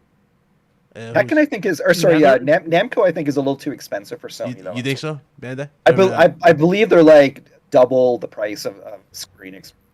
Really? Capcom. Really? Oh shit. Yeah. Okay. I was trying to find their Correct me if I'm wrong, but I'm pretty sure. I have no idea. Yeah, I haven't looked at their it's stuff. like 12, 13 billion, I think, somewhere around there. Because we're hearing Microsoft is getting Sega That's what's going around too. Yeah, I'm seeing that, right? Dude, that's been a rumor for like 20 years now. Yeah, I remember it was like a rumor when they had like the blue controller. Even launched. Yeah. That blue controller just like lit the Twitter on fire. They're like, "Oh, controller Sega's being bought." I was like, "Damn." Yeah. The one thing I will say with Sega though is that I do actually think that they're in discussions. I think pretty much every company out there is in discussions for acquisitions. Yeah. But Sega is certainly out there. But the one thing that actually makes me think that there is a chance that they're progressing in these negotiations is the fact that they got rid of their arcade business, Yes. right? Like they just dumped that, right? Like when you buy these companies, man, you buy it as a package deal. That's why people tell me all the time, like, oh man, like I'll tweet, every couple of months, like, who should Sony or Microsoft buy next? And people always say Konami. Like, everyone wants them to buy Konami, right? But stuff like that, with Konami, like, you have to realize that it's like part and parcel with their pachinko business and like all this other crap that they like. Who wants that, man? Like, does Sony want pachinko? But they have like gyms and spas and even health insurance. I could be wrong about that. Yeah. Konami is like super diverse, right? And so, but that's like back to Sega. Sega is now getting back to their core, right? They're sort of like they're getting rid of these like peripheral businesses.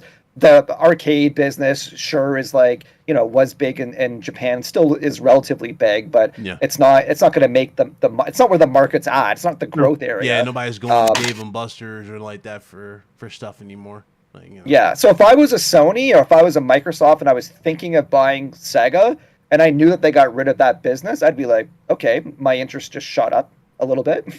Like, I don't have to buy that crap that I don't want, right? And that I would just get rid of anyway if I bought them. So I think it's a good sign for acquisitions for Sega. So we'll see what happens. But and Big Cloud, did you remember Jeff Keighley tweeted, I think after the Bungie announcements, that there's going to be more big acquisition announcements later on this year. Yep. Mm-hmm. Yeah. And everybody listed all the publishers that weren't bought. A lot of people were really putting faith in Ubisoft possibly going to PlayStation or Xbox.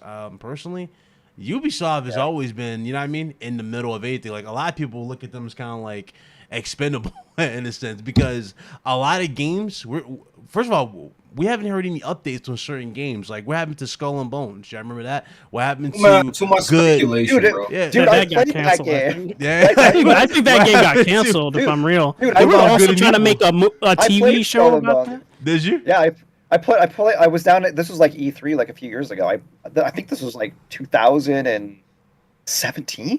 Yeah, that game's gone, dude. I played like an hour of multiplayer, and this is what I can't believe with Skull and Bones. I actually was in the session. There was like 20 of us. We were all like partnered up in groups of 5 or thereabouts, right? And like I had a total blast. And like it reminded me a lot of Sea of Thieves with like deeper mechanics and just like cooler battle systems. Yeah. And then I now it's in development hell, and I'm just like, what happened? Like, dude, that was 5 years ago, and I liked it. Like, you could have just polished it up a little bit, released that, and I would have played it. So I don't know what the heck's going on. Everybody was saying that was the so weird Sea of Thieves, right? They were calling that the Sea of Thieves killer. And and we never saw it again after that trailer. And then they wanted to do a lot with it, Big Cloud. Make a TV show. I think they were trying to do a TV show with it too. And they had Kraken in the game, and after that, it was Beyond Good and Evil. Remember that game? Haven't saw nothing else for Beyond Good and Evil, so I'm guessing that game is done. Because now we moved on to Split. No, that game's coming out. That game's there was actually like an update a while ago that apparently it's on track. It wasn't like an official Ubisoft update, but it was like bro, it's a big game, like that. Bro. Okay. That's a huge, ambitious game, bro. It's gonna take a bit, bro. Oh, okay. Like a little bit of hope restored, I guess. What about that Prince of Persia remake? Like, was there any update on that besides the huge delay? The backlash. That's what happened. Whoa. No, I heard rumors of this year, but everything's getting delayed, so I wouldn't be surprised if it's next year. I believe that. I want to see what's up with Haven Studios. I'm wondering if it's going to be heavily Assassin's Creed inspired type of thing. No, I don't think so. Yeah, she's a creator of Assassin's Creed. I wish it was like original Assassin's Creed. I want a game like that. Yeah, again. You get the. That's intel what I first. said. Yeah, you get the intel. Like, it won't be that though, unfortunately. But that would like, man, if they announced a game like that, I'd be like, damn, day one. Agree. Reda, what you think, man? What I said, acquisition wise, Capcom, possibly Square Enix. Yeah. Bang on, what you think? Like I said, Sony is kind of like in, I don't want to say protective mode, but they have these good relationships, especially with Square, and especially even with Sega. Believe it or not, granted they don't have the great like history relationship, but with the devs like the Yakuza studio and Atlas, they have this great relationship with them in terms of the games being exclusive, and one of them going to Xbox would be a blowed up PlayStation regardless. And the ones I see, like Hunter was saying, it's Square or Capcom. Like I those are the big two I think. That's gonna happen. I don't see a lot of people say Ubisoft, Take-Two, EA, and it's like no. EA even said themselves they're trying to acquire studios. Even then, I'm just like, whoa, let's not have you acquire anything. Yeah, I don't want nobody. You just like milk or kill them. Besides Respawn, for whatever reason, you treat them with respect, but the other studios, it's just like yikes. And Square is just synonymous with Final Fantasy, and it's big, and 14 has this huge relationship with Sony and PlayStation, because back in PlayStation 3 generation, they wanted to do crossplay. Sony was like, yes, and of course PC was easy too, and the Xbox back then was like, no. And now it's like super hard to even get 14 to go on the Xbox platform, even though they said it was going to happen. It's like, geez.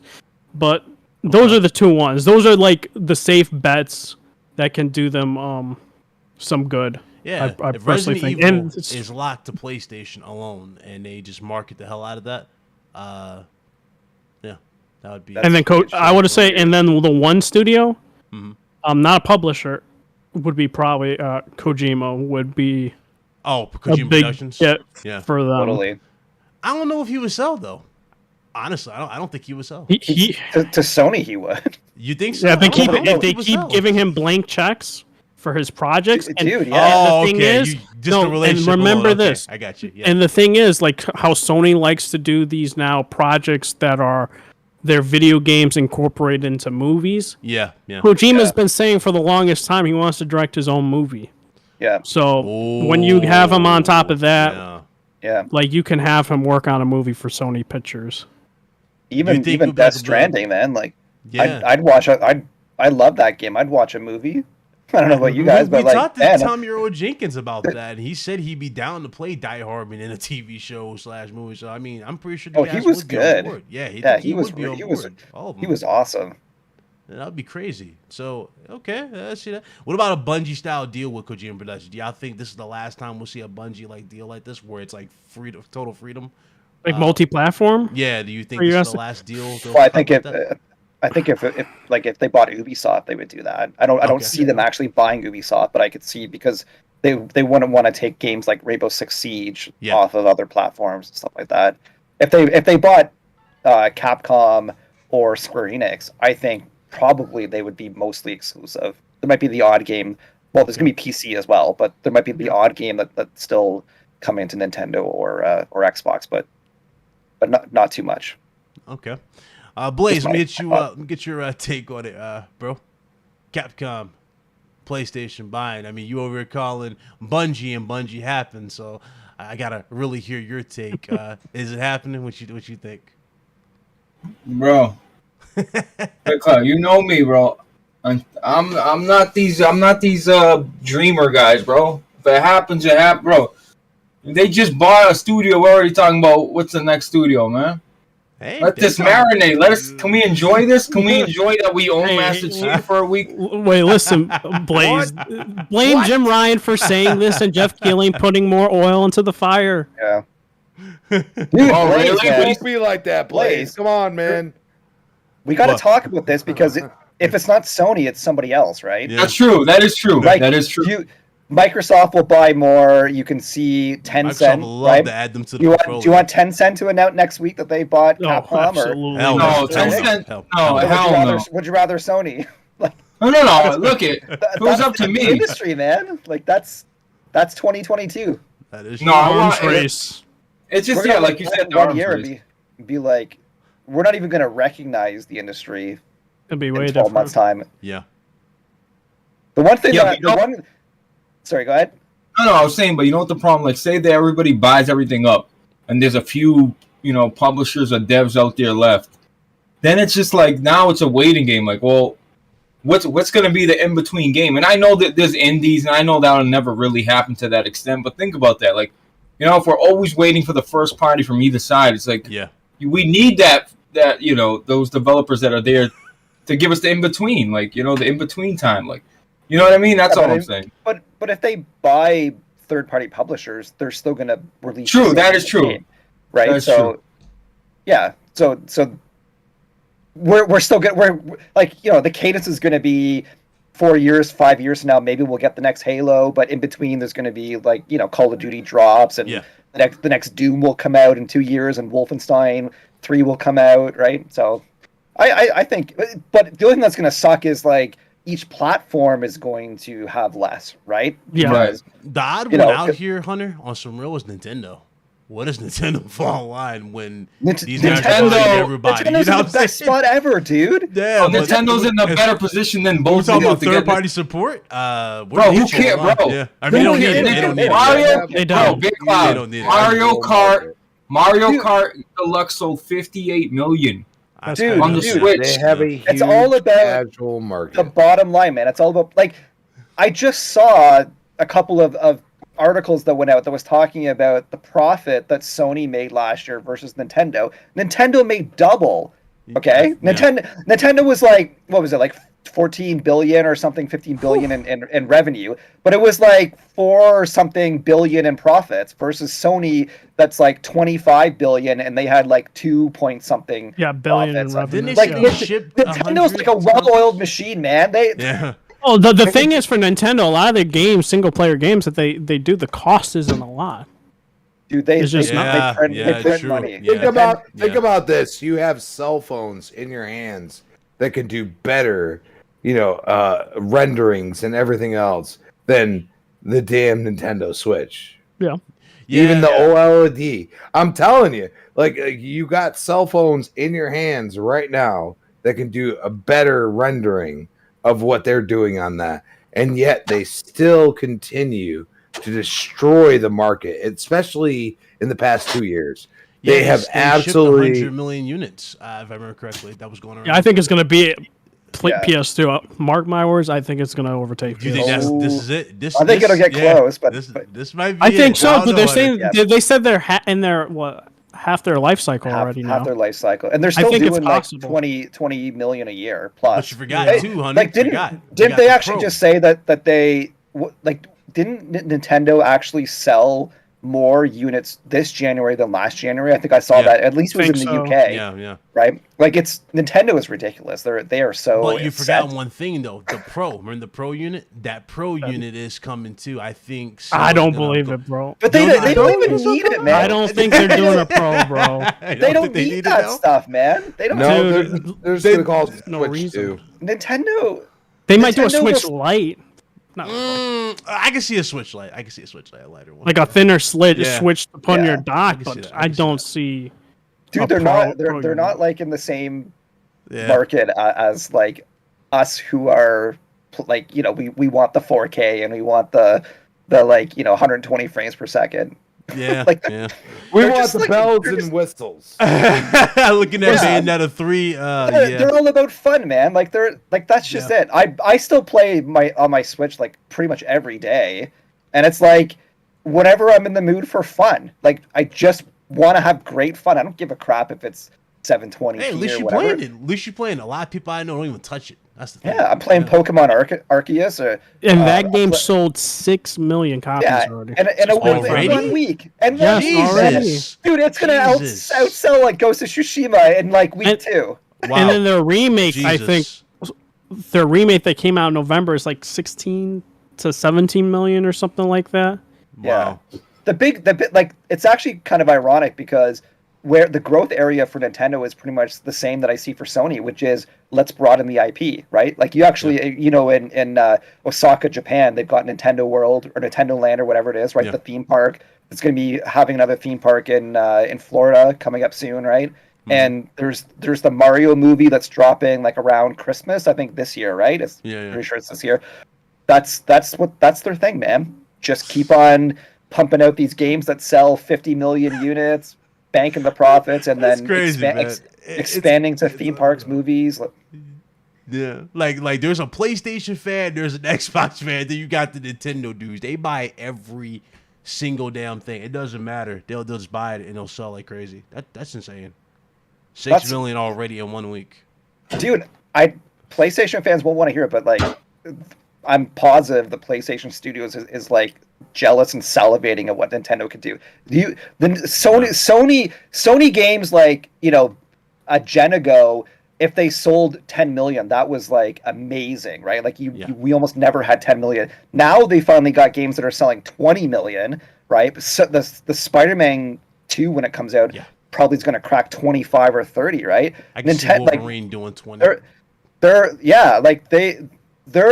want to be like Nintendo's first party, man. They want to like they want themselves 40 million. Like, imagine 40 million Spider-Man copies sold, right? Like, and to piggyback off what you're saying is that's their, I guess, idea as well, as to go into the movies and TV side of things for their IPs, is to, like what Destiny's also trying to do, go into the generation gaps, like the grandparents, the moms and dads, the kids with certain different shows, and that's what they're going to do with their IPs, is get to a broader audience, and they'll be like, oh wait, there's a video game for this that I just watched. Let me go grab it. Dude, look at Pokemon, right? That's the perfect example. Pokemon is like friggin' everywhere, man. Like, people watch Pokemon movies, animes. Like, there's just this whole the trading card game. You know what I mean? Like, which I still don't understand. Pokemon is just like well beyond a game, bro. That Pokemon game is it's such a lazy disaster. From the hardcore fans, it's a lazy ass game. No, they didn't put any effort. Hold on. Talking about Legends? Yeah. I'm talking about the recent one. The card game. I think. No. He's talking about Legends. He's talking talking about Legends. Listen, dude, it's fun, man. Listen, and it might be fun, right? But I'm telling you, a lot of the biggest Pokemon fans I know in the Discord, they're not even playing it. They're like, dude, what is this? Like, it's unacceptable when games like Zelda and there's other games that just look better. Like, they didn't put any effort. Like, I know it's not all about the visuals, but goddamn, like, Pokemon's been the same game for 2 decades, bro. Essentially the same game.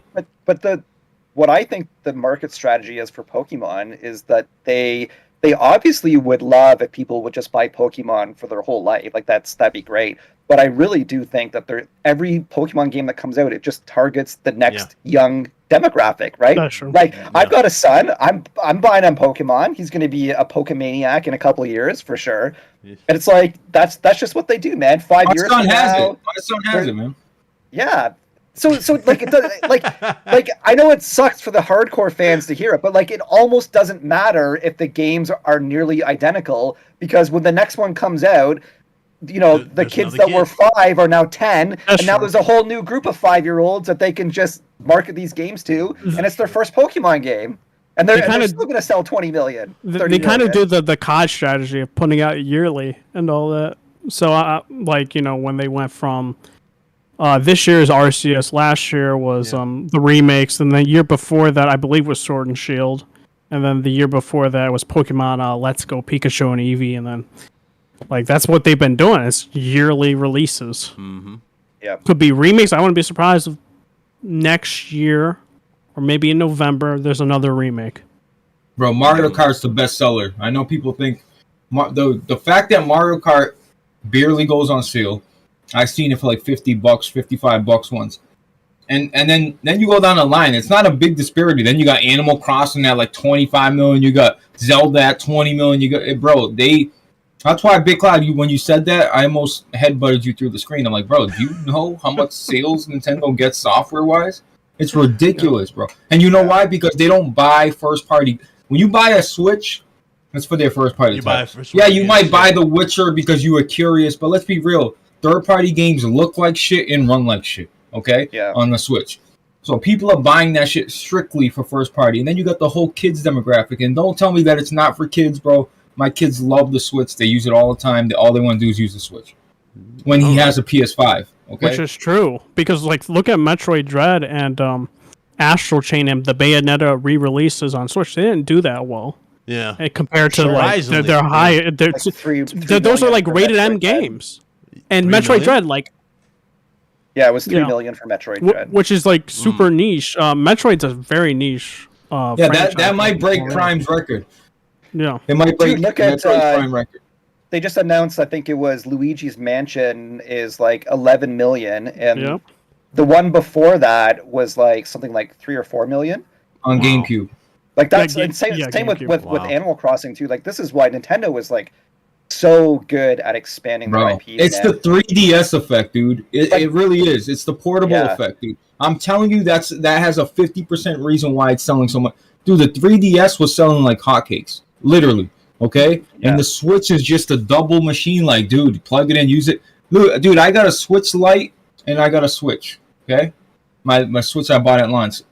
My kid, I don't even see it, bro. I haven't touched my Switch. If it wasn't for me, my Switch would have more dust than under your refrigerator, dude. Like my kids use them all the time. They're using them, so. And sure, man. there's a massive appeal also in the Japanese market for mobile gaming. Like mobile gaming is huge in Japan, and that's why Switch is doing so well in Japan. Why doesn't Sony just say, "Look, we got the"? Come on, Sony, what are you doing? You got the best machines right here. One and Dude, two. what Sony needs is like a Steam Deck, right? Like let's Yeah. put the PS5 companion device, yeah. because here's the thing. Okay, I have every Sony handheld and I love them. The Vita Me is too. just the The Vita is Vita's my better. baby. The Vita's better than the Switch in terms of Absolutely. Features, all that. performance and the look of games. Like, let's be honest here. But like, I don't actually want Sony to do another portable if it's going to be a completely separate ecosystem from PS5 because they Oh, already you want have it conjoined? PSVR 2. Yeah. They are like they're already going to have to make games and support the PS5. They're still Yeah. supporting the PS4, right? Plus they're going to have PSVR 2. And if Yeah, they, but Hunter, if they that means they need a device that's powerful enough to all they would have to do is downscale their games a little bit, and they'd be able, they would need a device that's powerful Yeah. enough to run Yeah. PS4, even if it ran PS4 games, right? give me Natively. like a 1080p OLED screen That's and it. I'd play my PS5 games on the go. Like, X. why Me too. wouldn't I, man? Dude, if I'm tired, I don't want to look at my TV screen and just take Well, my chill, PSVR yeah, 2 relax. on the couch in the bed or whatever, man. Hell, I'd be I playing. love my Vita, dude. I pick up my Vita Every- every other night. I use my Vita every other night. In Hey, bed, guys. whatever. I want to really say love shout out to the chat. We almost had 200 people in there. Hit that like button. Let's get 100 likes before we close the show. We only got like 2 topics, and they're about to be super quick. But shout out to everybody in the chat who joined us this evening.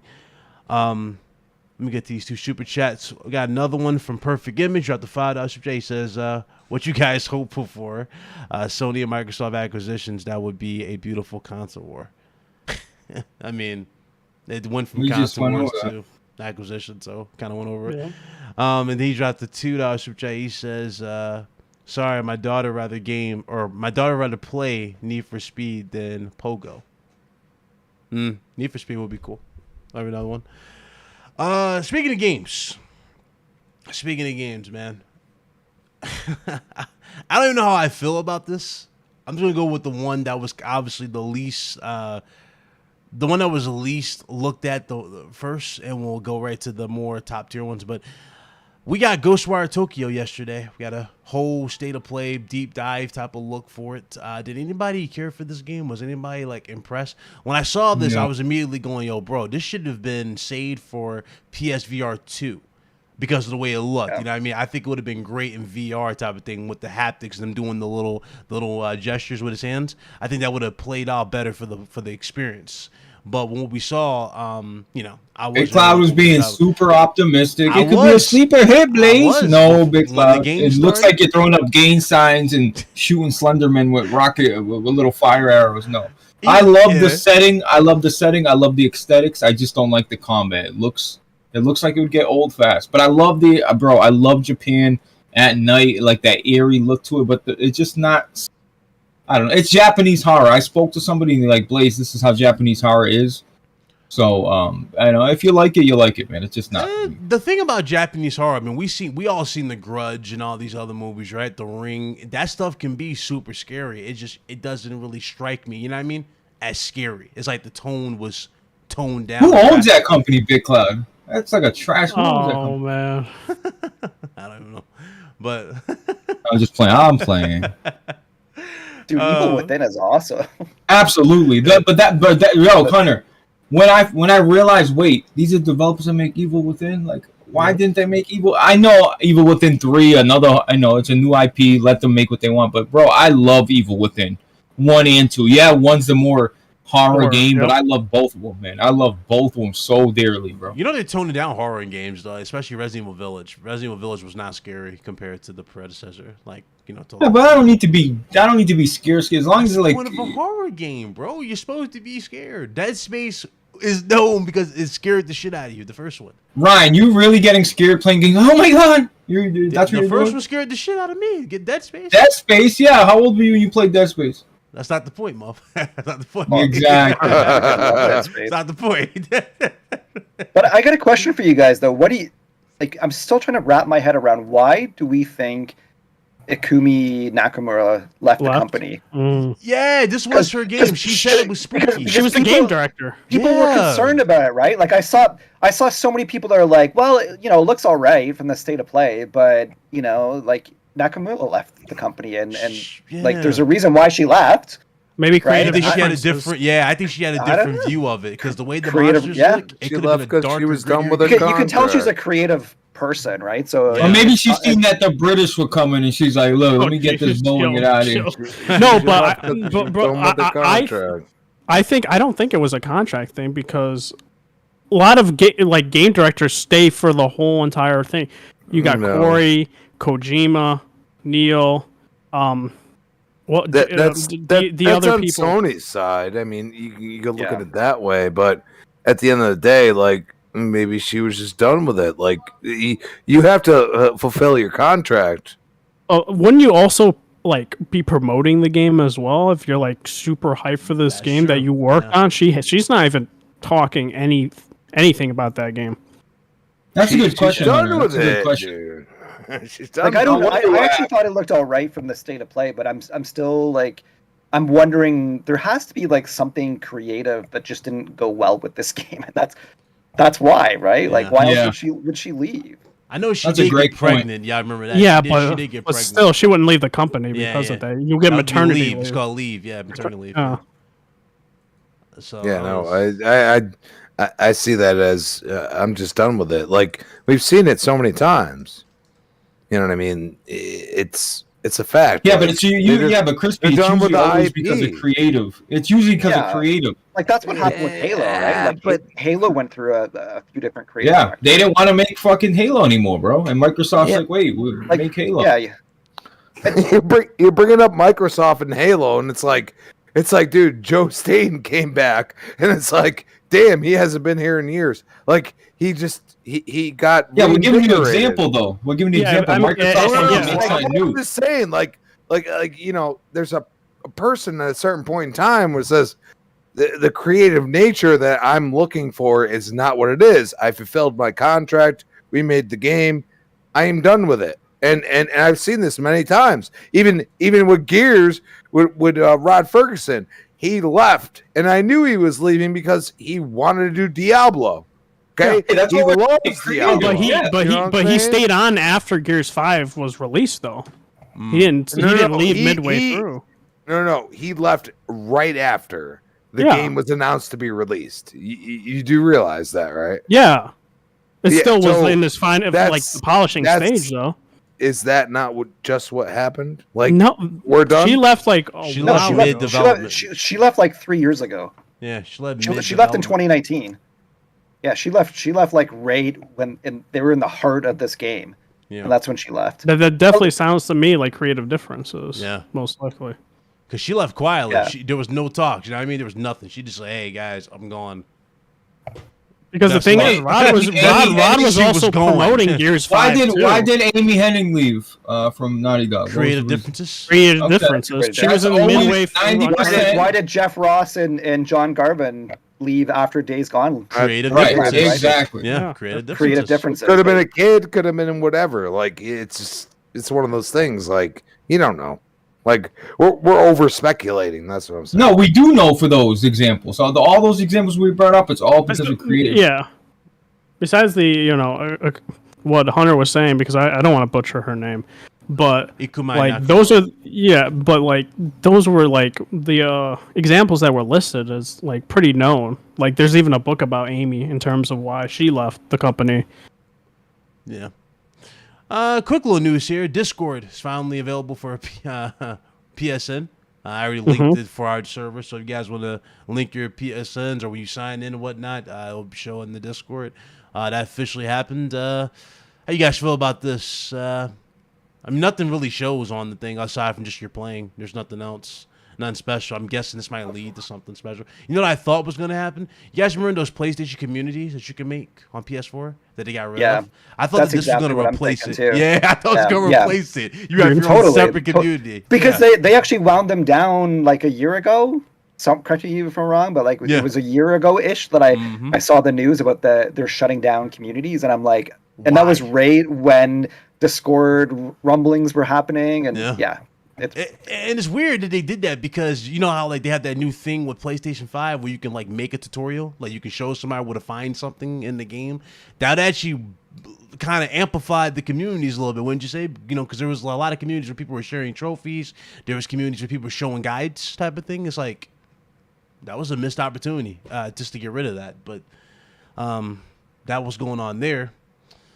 And the last two bit of news here, guys, and we're going to shut it down. I'm going to start with just the obvious one that was released today. GTA 6 was confirmed. Is everybody happy? No showing of it. No gameplay, no nothing. No trailer, no nothing. They just said it was confirmed. What was the point of announcing it if you're not going to show a trailer? They're going to force microtransactions down your damn throat. The next online, absolutely. My thing is just it's going to be all online. That's the way I'm looking think at so? it. I don't think it's going to be all online. That's too much. No. Yeah. Oh, I think so. I think it'll be like GTA 5, I think. The only reason why GTA 5 online has went through 3 generations is because of that. I mean, that's going to be a big focal point. Hold on, real quick. Crispy, you think GTA is not going to have a single-player game? Bro, the reason why... You're going to make your own story. Bro, that's fine and dandy, bro. That don't make any sense because the every time GTA goes online, they're using the single-player story map. You get what I'm saying? So it makes no sense for them just... You're gonna see them just double down on what they're good at. Even though Red Dead 2 was not what people thought it was, they're still gonna... Dude, GTA 5 is too far along. And it runs and it works and it does everything that everybody wants it to, and that's because of GTA Online. Then nobody cares about the single player anymore. Don't they have 2 separate teams though that do one does the single player game and then Red Dead Online? I don't think so. I think it's gonna put money on that. Let's put money on that. Me and you. So I clipped this. But I have another bet. He already got a Saul's PS4 at half. He ain't done that yet. Well, we're gonna, we'll talk about that after. He's like, no. This was actually out. I think like there was like reports of this back in last August, September-ish. But like, there's actually voice actors that I think they like updated their LinkedIn or whatever. Like, there's already reports out there of actors that have basically leaked that this game is being worked on right now. So I mean, it's gonna have if you have a bunch of top voice actors that are there, there's gonna be a good story for sure. Crispy's right about one thing. GTA knows what they're doing. They're making GTA Online. They keep supporting it. They're making a shit ton of money. Blah blah blah blah blah. Right? But don't you think for a second, bro? People still want to experience the next GTA with the new physics and the new engine and the beautiful graphics and the beautiful wherever they pick. I'll tell you right now, Blaze. Think Fallout 76, buddy. No, because that's trash. No, we're not gonna think that. No, Crispy, you had me. You just skyrocketed down. What was that? Oh man, that's what I've been on. They had single player. They quoted it single player back Somebody then. boo this man. I'm done. I mean, like, to be fair though, Todd Howard lies. The man has like a montage of That's what I'm everything. saying. You don't think Take-Two and Rockstar lie? Come on now. Bro, yeah, they do, but GTA will have a single player game, a campaign. I guarantee you, bro. I guarantee. I'll put my balls on the line and let you cut it No off. star cards, nothing. Oh, You watch. They're gonna. So make the bet. Yeah, SoCon, make the bet with me. Let's Is go. this a bet happening? Am I seeing a bet happening live? I'll bet you $100. $100. $100, bro. Oh I my got god! $100 I got you. that I will cash app you.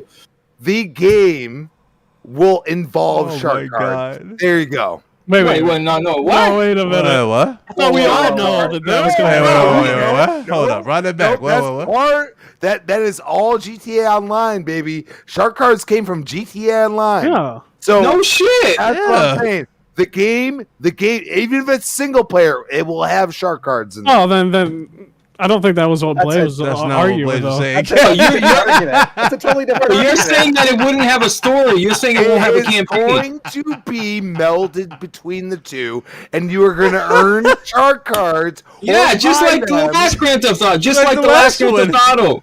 No, I'm not when GTA 5 came out. No, I no. saw it. It didn't come out like that.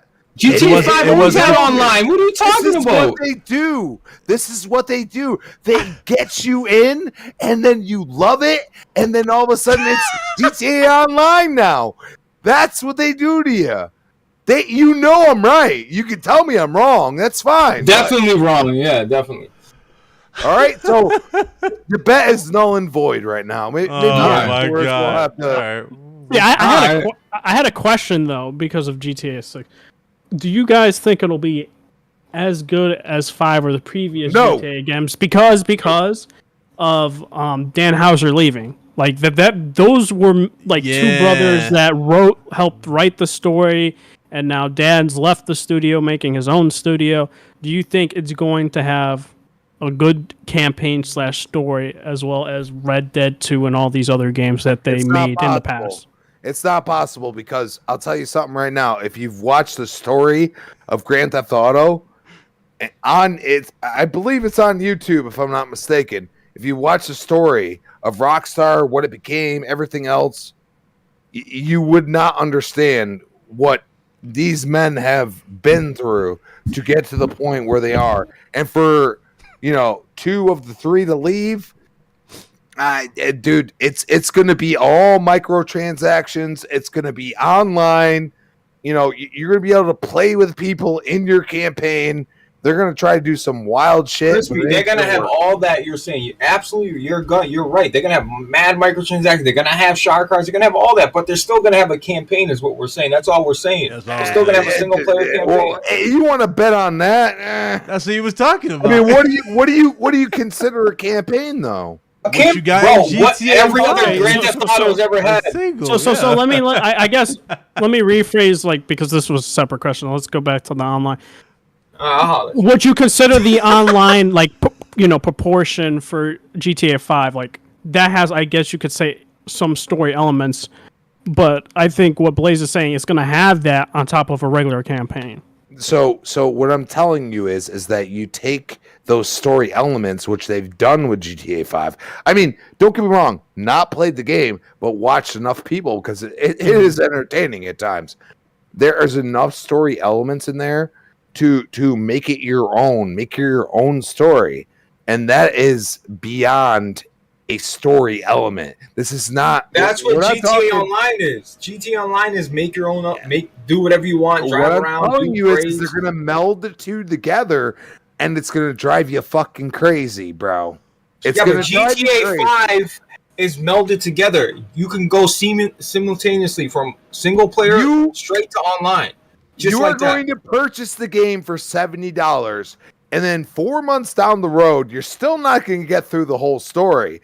And then they're going to be like, "Oh, you could purchase this, you could do this and that." That is called a co-op multiplayer or a GAAS game. Games as a service. You do what you are allowed to purchase or whatever.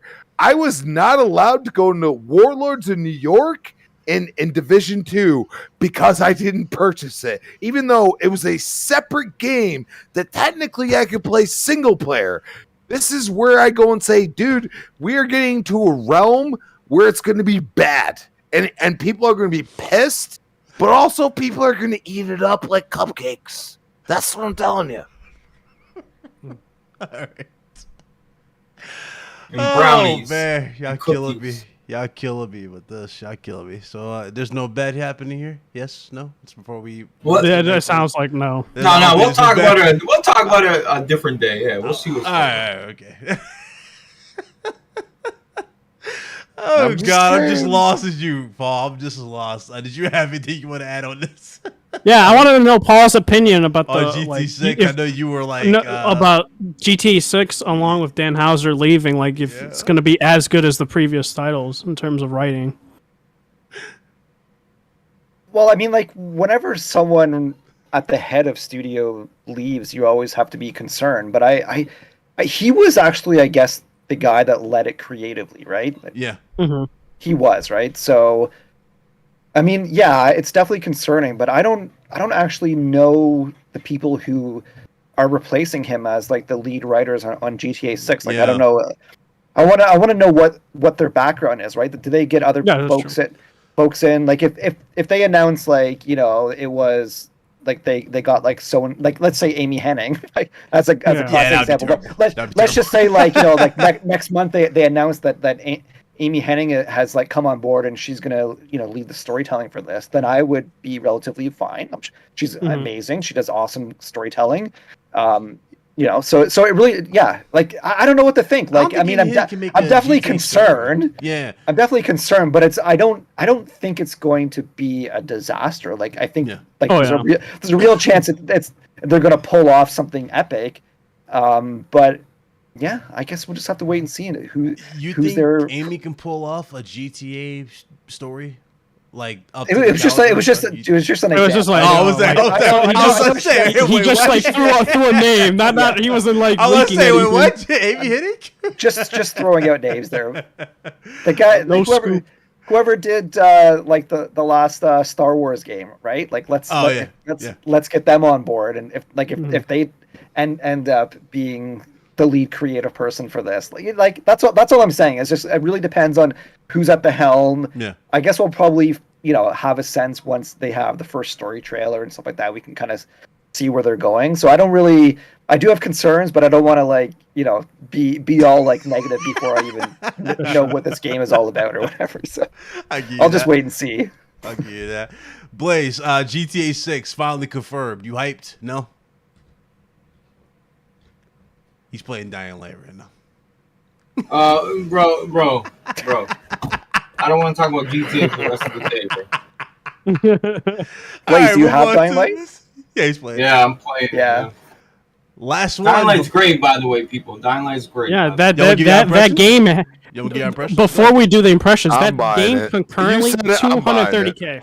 230K players on Steam. Wow. You said it, I'm buying it. Like I trust Blaze, yo. Blaze, don't fuck around, man. Like, that game also beat Resident Evil 8. Really well. Beat Resident Evil 8. Resident Evil 8 was like the top highest like concurrent player base game. Yeah. And it was it was 100,000 concurrent players for RE8. Really? And this is just 230K.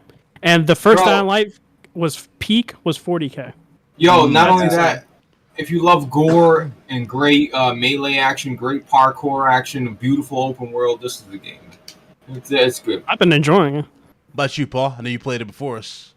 You were enjoying it. I know, lucky bitch. Yeah, so I haven't actually beat it yet because I like to explore and just do side missions. Yeah, take your time, bro. So I'm pretty close to beating it, but yeah, I mean, I'm playing it on console. I'm sure some of you are playing it on PC, right? I imagine. Yeah.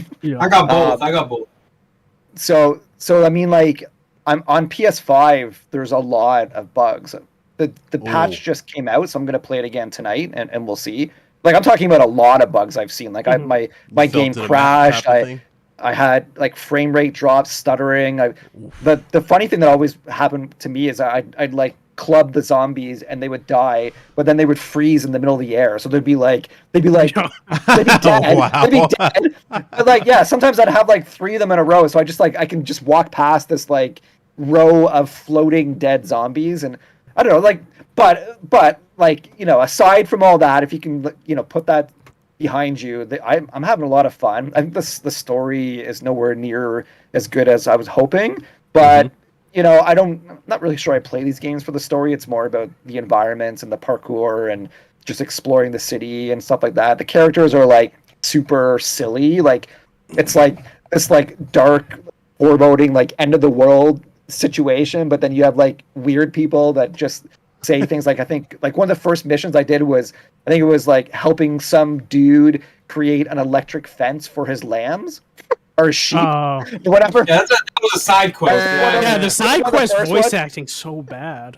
Yeah, so I was like, sure, dude, you got a couple of goats in the back. Let's go create. And he was like talking like electric fence was like something new that humans have never invented before, right? I was like, sure, dude, I'll make you be the first person to, you know, put your goat inside the electric fence. So narratively, it's like you just, as long as you go into it with like knowing that it's just silly and you're not gonna, there's no like gravitas to the story or anything like that. To jump on that topic, because I just did that quest. Yeah, you go help this guy. He wants to put a fence so his goats don't escape, but he put up the voltage too high and ended up killing the goat. But then there's a scientist that's like, hey, you know what? Yeah, that's cool for the goat, but we can use this on weapons, and then you end up getting a mod for your weapon to make it electrify when you hit. Yeah. So that's it's a little silly, but you know, it is what it is. Brings it all together, baby. The weapons are good.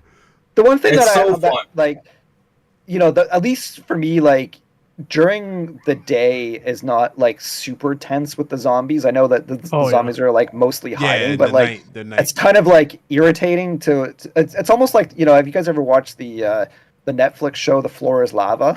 It's like, yes, I have. That's what I feel like when you're like doing the parkour stuff at night, right? You're like, holy crap, like the floor is lava. I can't. There's like, what? You don't want to be in the ground at all. Yeah, if the howlers get you, yikes. Yeah, so it's like it's way more intense at night. I like the night missions. That's what I love about the first one. Yeah, like the so shit fun. shifts. It shifts so fast when the night. Yeah. When your watch goes off, you hear that beep, and then you see the sun start to set, and it's like, oh shit, and it just gets insane. Yeah.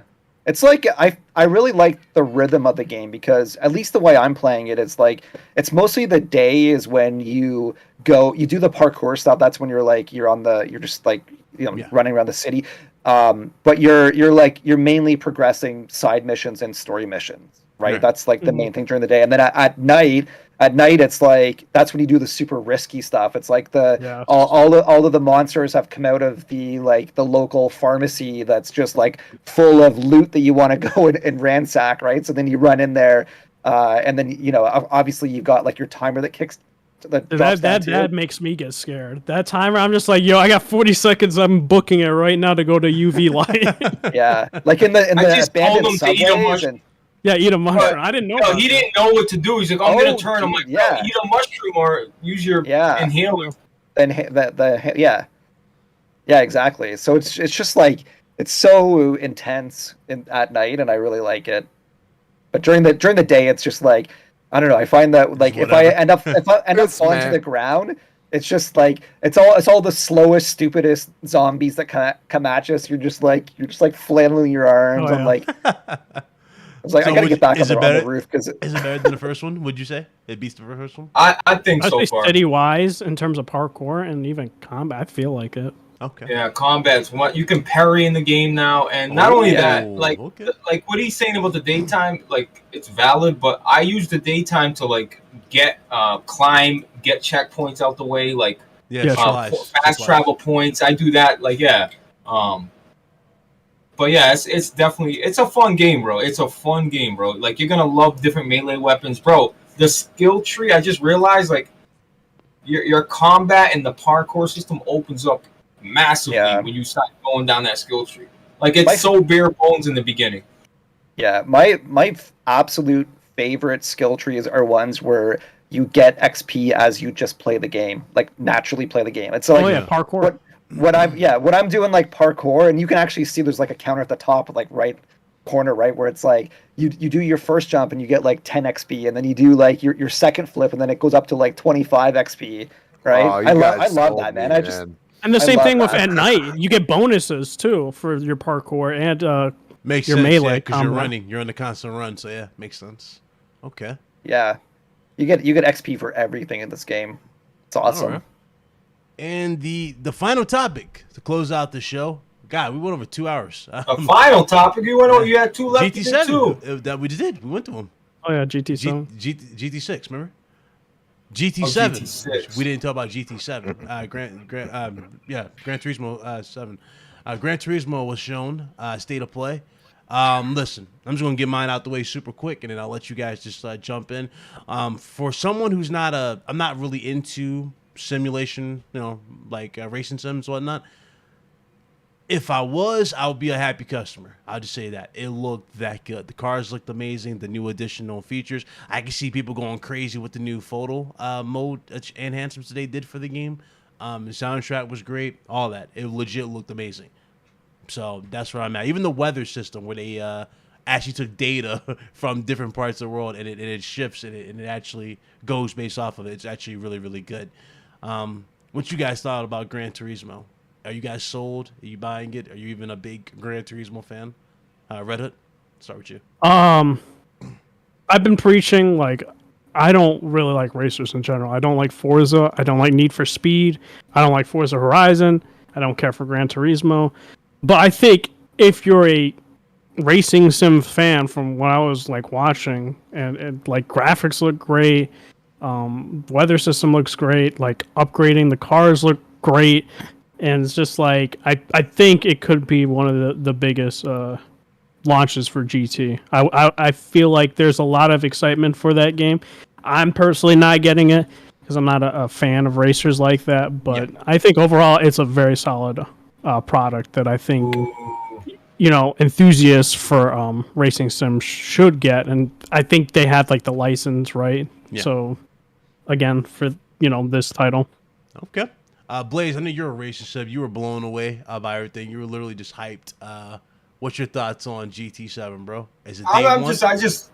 just a racing. I just like racing games in general. But yeah, it's definitely day one, bro. Especially from GT Sport, that was kind of a half experience game, wasn't the full package. This, like, if anybody thought this game was getting delayed after watching that, they showed everything. Like, they showed like the stupid things that like I can't even think they thought of, but it's like customization, detail, body work, oil changes, the license test, and a full like campaign mode, like how the old Gran Turismo used to have. You get a car, you build it up, you hook it up. Like, GT Sport went away from that. It was just like little time trials, and but yeah, this is a day one. It looks incredible, and it definitely looks better than Forza Horizon.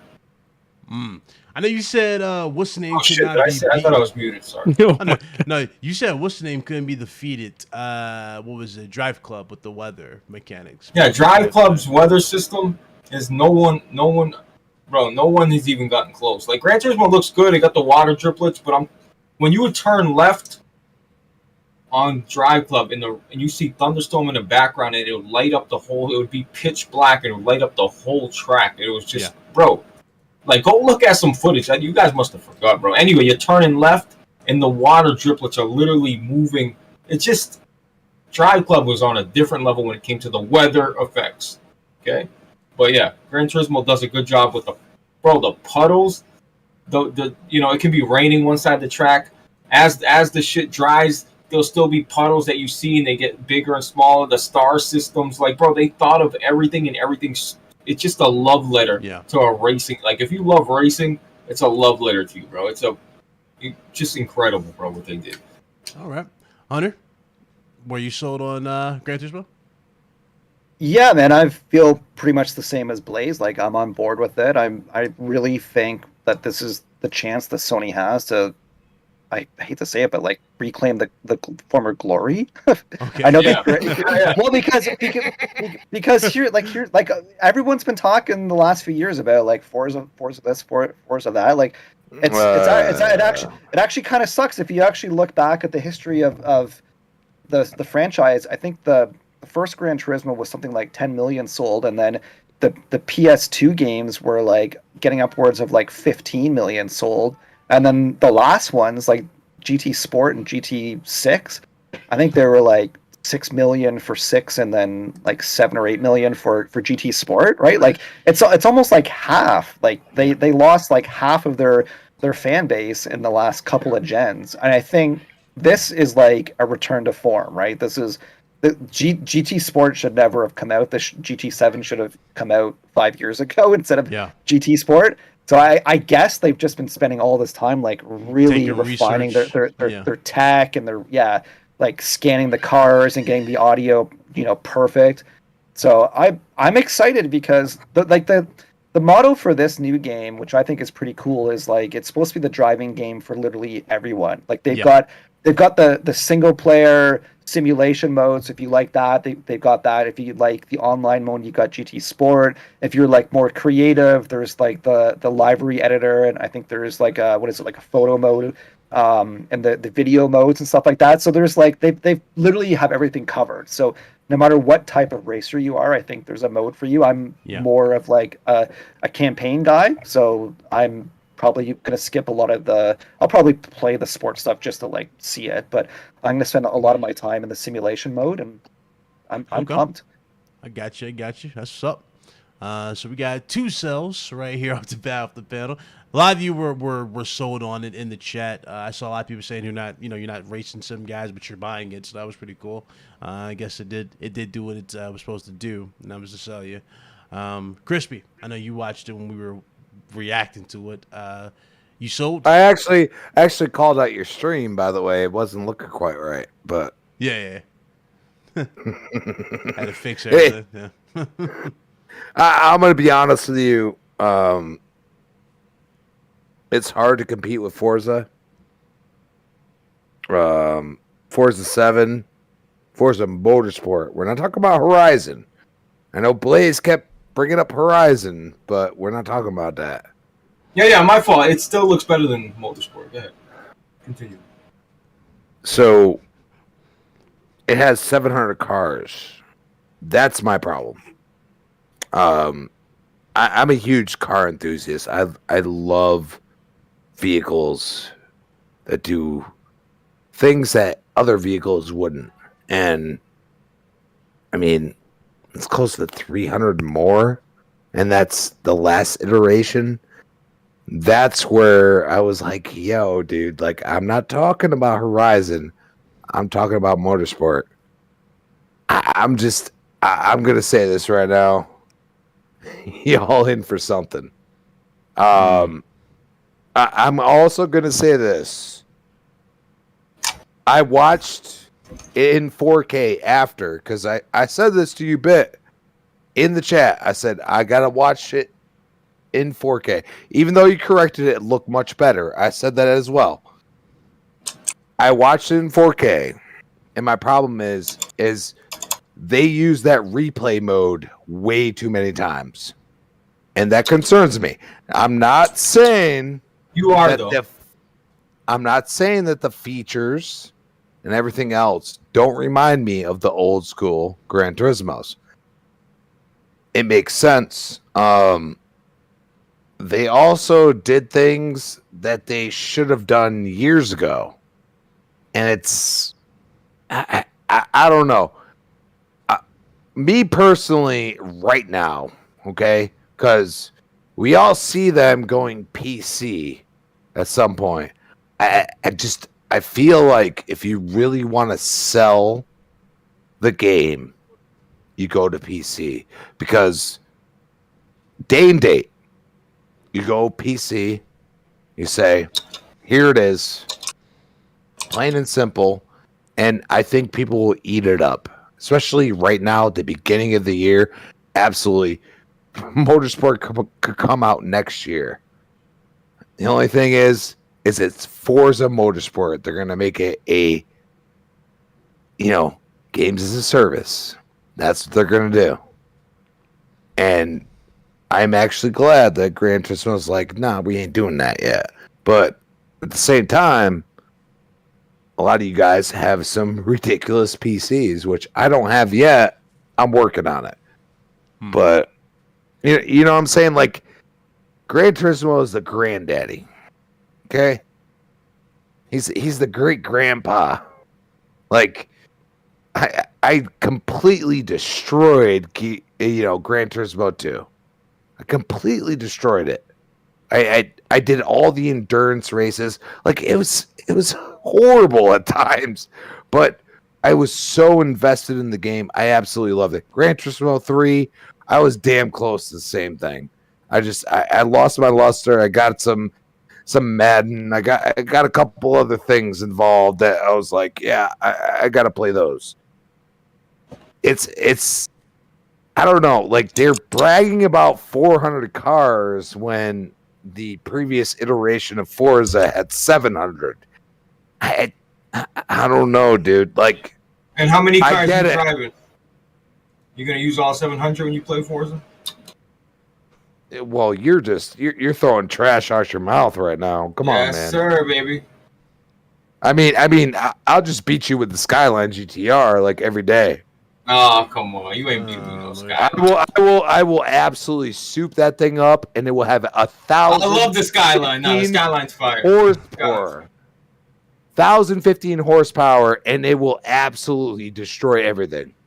And GT. Now, Forza, I don't know. They got Audis. They got a lot of cars that you can soup up. That's what I'm saying. Like, the what they did with how they approached it, the features is what reminds me of the old school Gran Turismos. And that's where I was like, okay, I see you.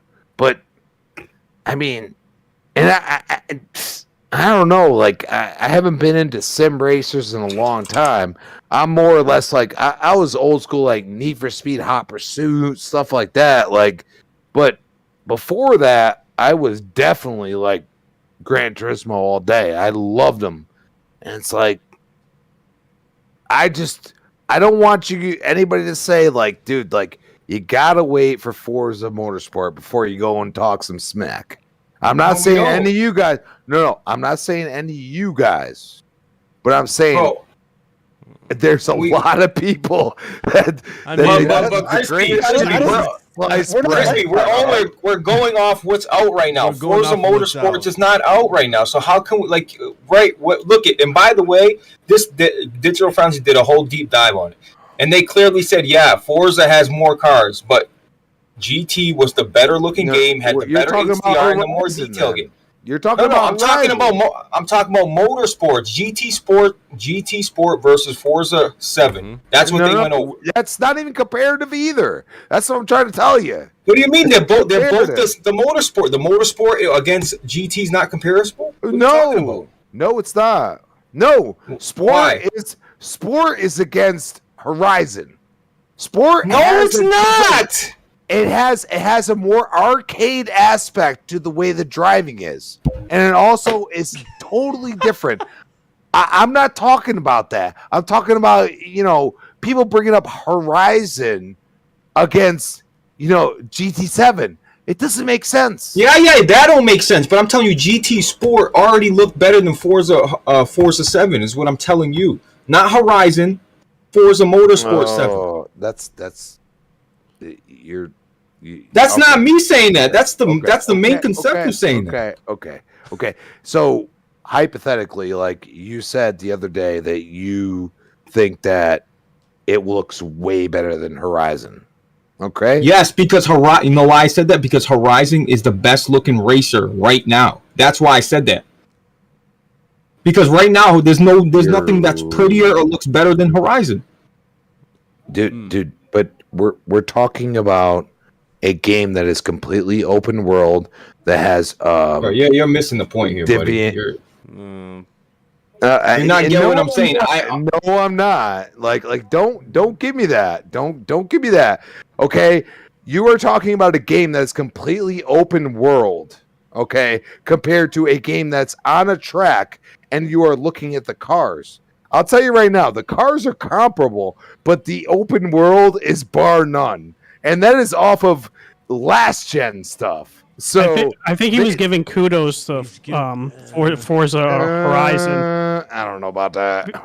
You don't think he was? Like, he was saying it was better than the Motorsport in terms of graphical performance. That's crazy because Forza is just a racing sim, whereas Forza Horizon is an open world. He's just saying GT7 looks better than Forza Horizon in terms of car details and all that. Okay. I will give you that. Okay, I will give you that. Last gen stuff. You know, the dynamic, you know, weather, all that stuff, like, that was been done like 20 years ago, it feels like. You know, it's like 5, but still. Like, Horizon's been doing that for a long time. Like, all these things that they're doing with the dynamic weather, how the freaking constellations look and everything else. If you ain't seeing that, you're trying to race the damn freaking next person in front of you. You know what I mean? Like, you're trying to beat them. So you're saying the environments don't matter? You're saying, so if that was the case, the environments matter, but here's the point. So if the environments don't matter or do matter, think about this. We're talking about an open world game that I played last night after I watched GT7 in 4K, which I'd say 50% of it was in replay mode that they showed, which you said was the greatest replay mode ever, which I'm not going to disagree with.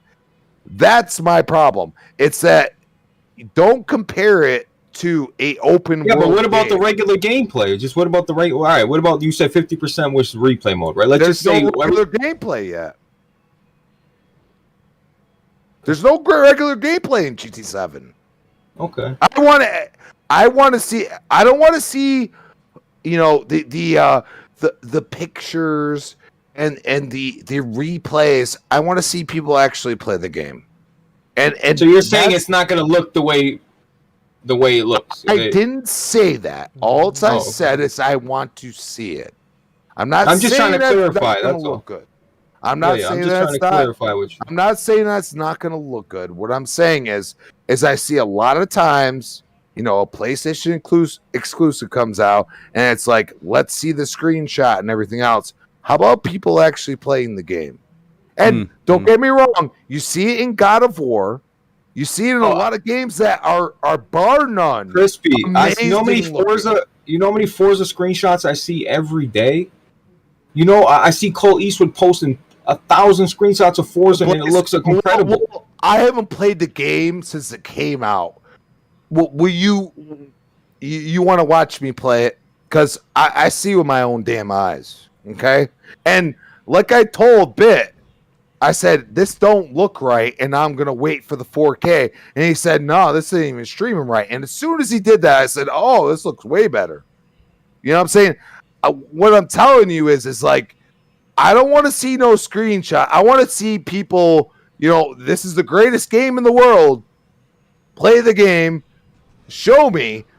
I'm the type of person that'd be like, dude, like, if the stream don't look like, if it's tearing or something like that, if something's not going right, I can call that out immediately. But at the same time, I put out game clips that look better than what I saw when it was playing, not in the replay, because I saw a lot of replay.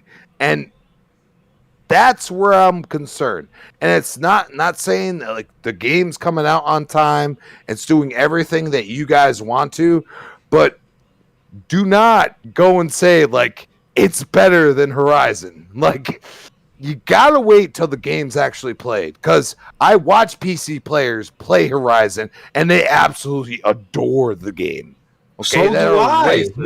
Nobody, bro. Just because something's better than it. Listen, just because something's better than something doesn't mean that what I'm comparing it to sucks. That's not what I'm saying. That's not what I'm saying, bro. I bought the You're- early edition of Forza Horizon, bro. I spent $100 on Forza Horizon. Okay, so don't tell me that. Oh, I haven't played. Like I'm it playing doesn't Horizon. look better. That's what I'm telling you. It looks equal as of now. It looks equal. It totally. I mean, looks that's equal. subjective. But That's subjective. That's subjective. You're rendering for cars and a track that is pre-rendered anyway. So you're rendering for those, but you're not rendering for the absolute massive map that is in Horizon. That's where Okay, and that's why I said, you know what? All right, cool, right? Because one's an open world game, one's a track based game, right? So but that's why I say motorsport. Wait for motorsport. See what happens, dude. I'll take the L. I'll take the L in a second. I will. Okay. On that note, man, we're closing damn near on 3 hours. Listen, this is a long show. Overall, I think we got to the point of everything. A lot of topics. We got through every single topic. Shout out to everybody who's still with us in the chat. I want to say we almost had 200 people in the chat, so I appreciate everybody who pulled up, came through, show support. If you haven't hit that like button yet, please hit that like button. I do appreciate you guys. I have one super chat left from Perfect Image. I don't know if he's still here, but appreciate the 5. He says, the brother going with Michael Unworth, hint, hint, everywhere. New IP could be a possibility. Not sure what he's referring to at that point, but appreciate the 5. Thank you. Let's get to these outros, man. I want to say shout out to Crispy Bond for coming on. Thank you for coming on the show. Appreciate having you. Of course, the panel. I was going to go ahead and start with Crispy, though. Crispy, let's tell people where to find you. Oh, thank you, man. The Blaze, like you guys don't understand. Like I respect the hell out of Blaze, and we had a great we're debating, Crispy. man. It's all love, bro. We're just debating, bro. Dude, it's amazing. Like you guys were all amazing. Like I really appreciate this because at the end of the day, like I spent Xbox is just a little longer than I spent on PlayStation, and man, this is just a great conversation. It's at Crispy Bomb on Twitter, Crispy Bomb 28, Xbox Live. You can find me on Retro Renegade, 7 p.m. Tuesday nights. We got the next podcast, 8 p.m. Thursday, prime time. And, of course, on Breakfast of Boom, Friday, 10 a.m. Yes, sir. The Renegades, home of the graphic guy who did our work. Yes. Shout out to the graphic guy. Good dude. Shout out to him. Great dude. Of course, we got to get to the panel as well. Start with Red Hood. Appreciate you coming through as always, bro. Make sure you guys go subscribe to Red Hood. Got him on his channel. And when he, maybe he'll actually, I don't know, make some content. I don't know. I need to. Maybe it's gonna happen. It's gonna happen. I put him on the show. I put him on the brand. I have him highlighted, and I don't see no videos from the guy. It's gonna happen. It's gonna happen. Don't you worry. Like I'm honestly at this point expect a Batman movie review because I'm super hyped for that. They just released Riddler's theme. Michael, talented composer. Ooh. So also check me out on Twitch, RedHood420. I'm gonna start creating content. I know Big Cloud's busting my balls right now with not making content, but it's gonna happen.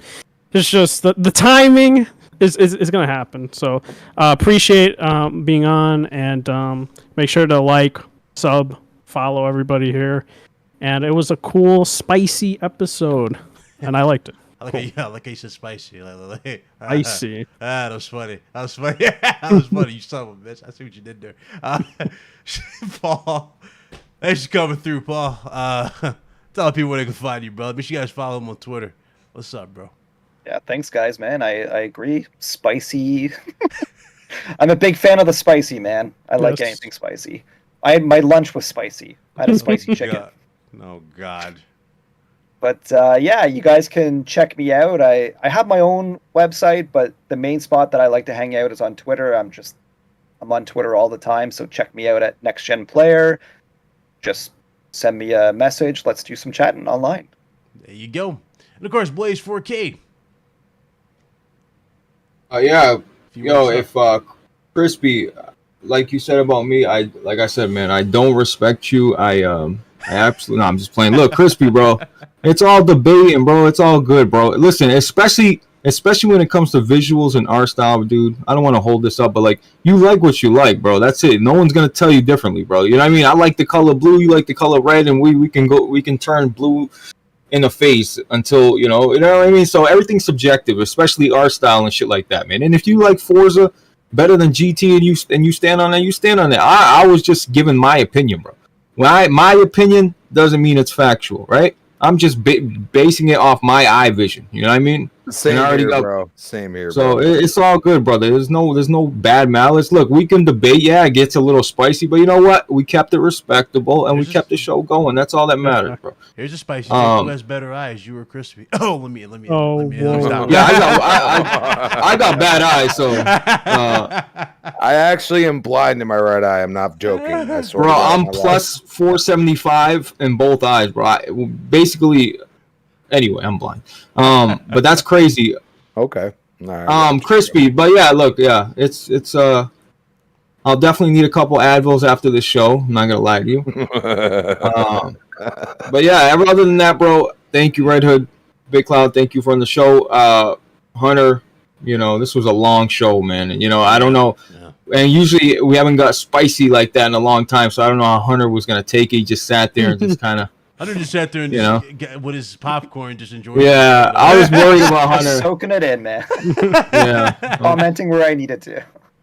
Okay, so yeah, you know, man, it's all love, bro. It's all games at the end of the day. What are we really arguing over? I mean, it's a game.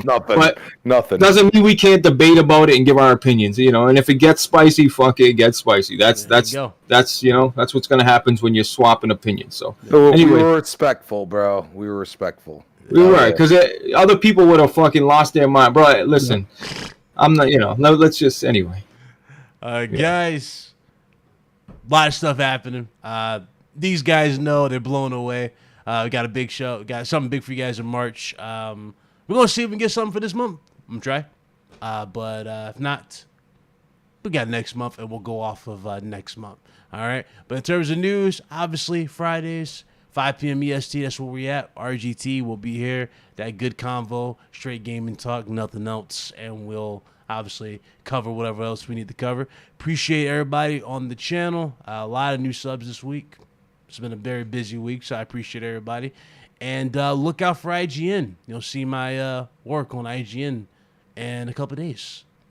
So I'll see you guys there. Till then, you guys be good. Y'all be blessed. Y'all be easy. And thanks again for joining us. If you guys want to follow me now, I'm going to be over there on Crossfire. So shout out to the mooch. Holla at y'all. Laters.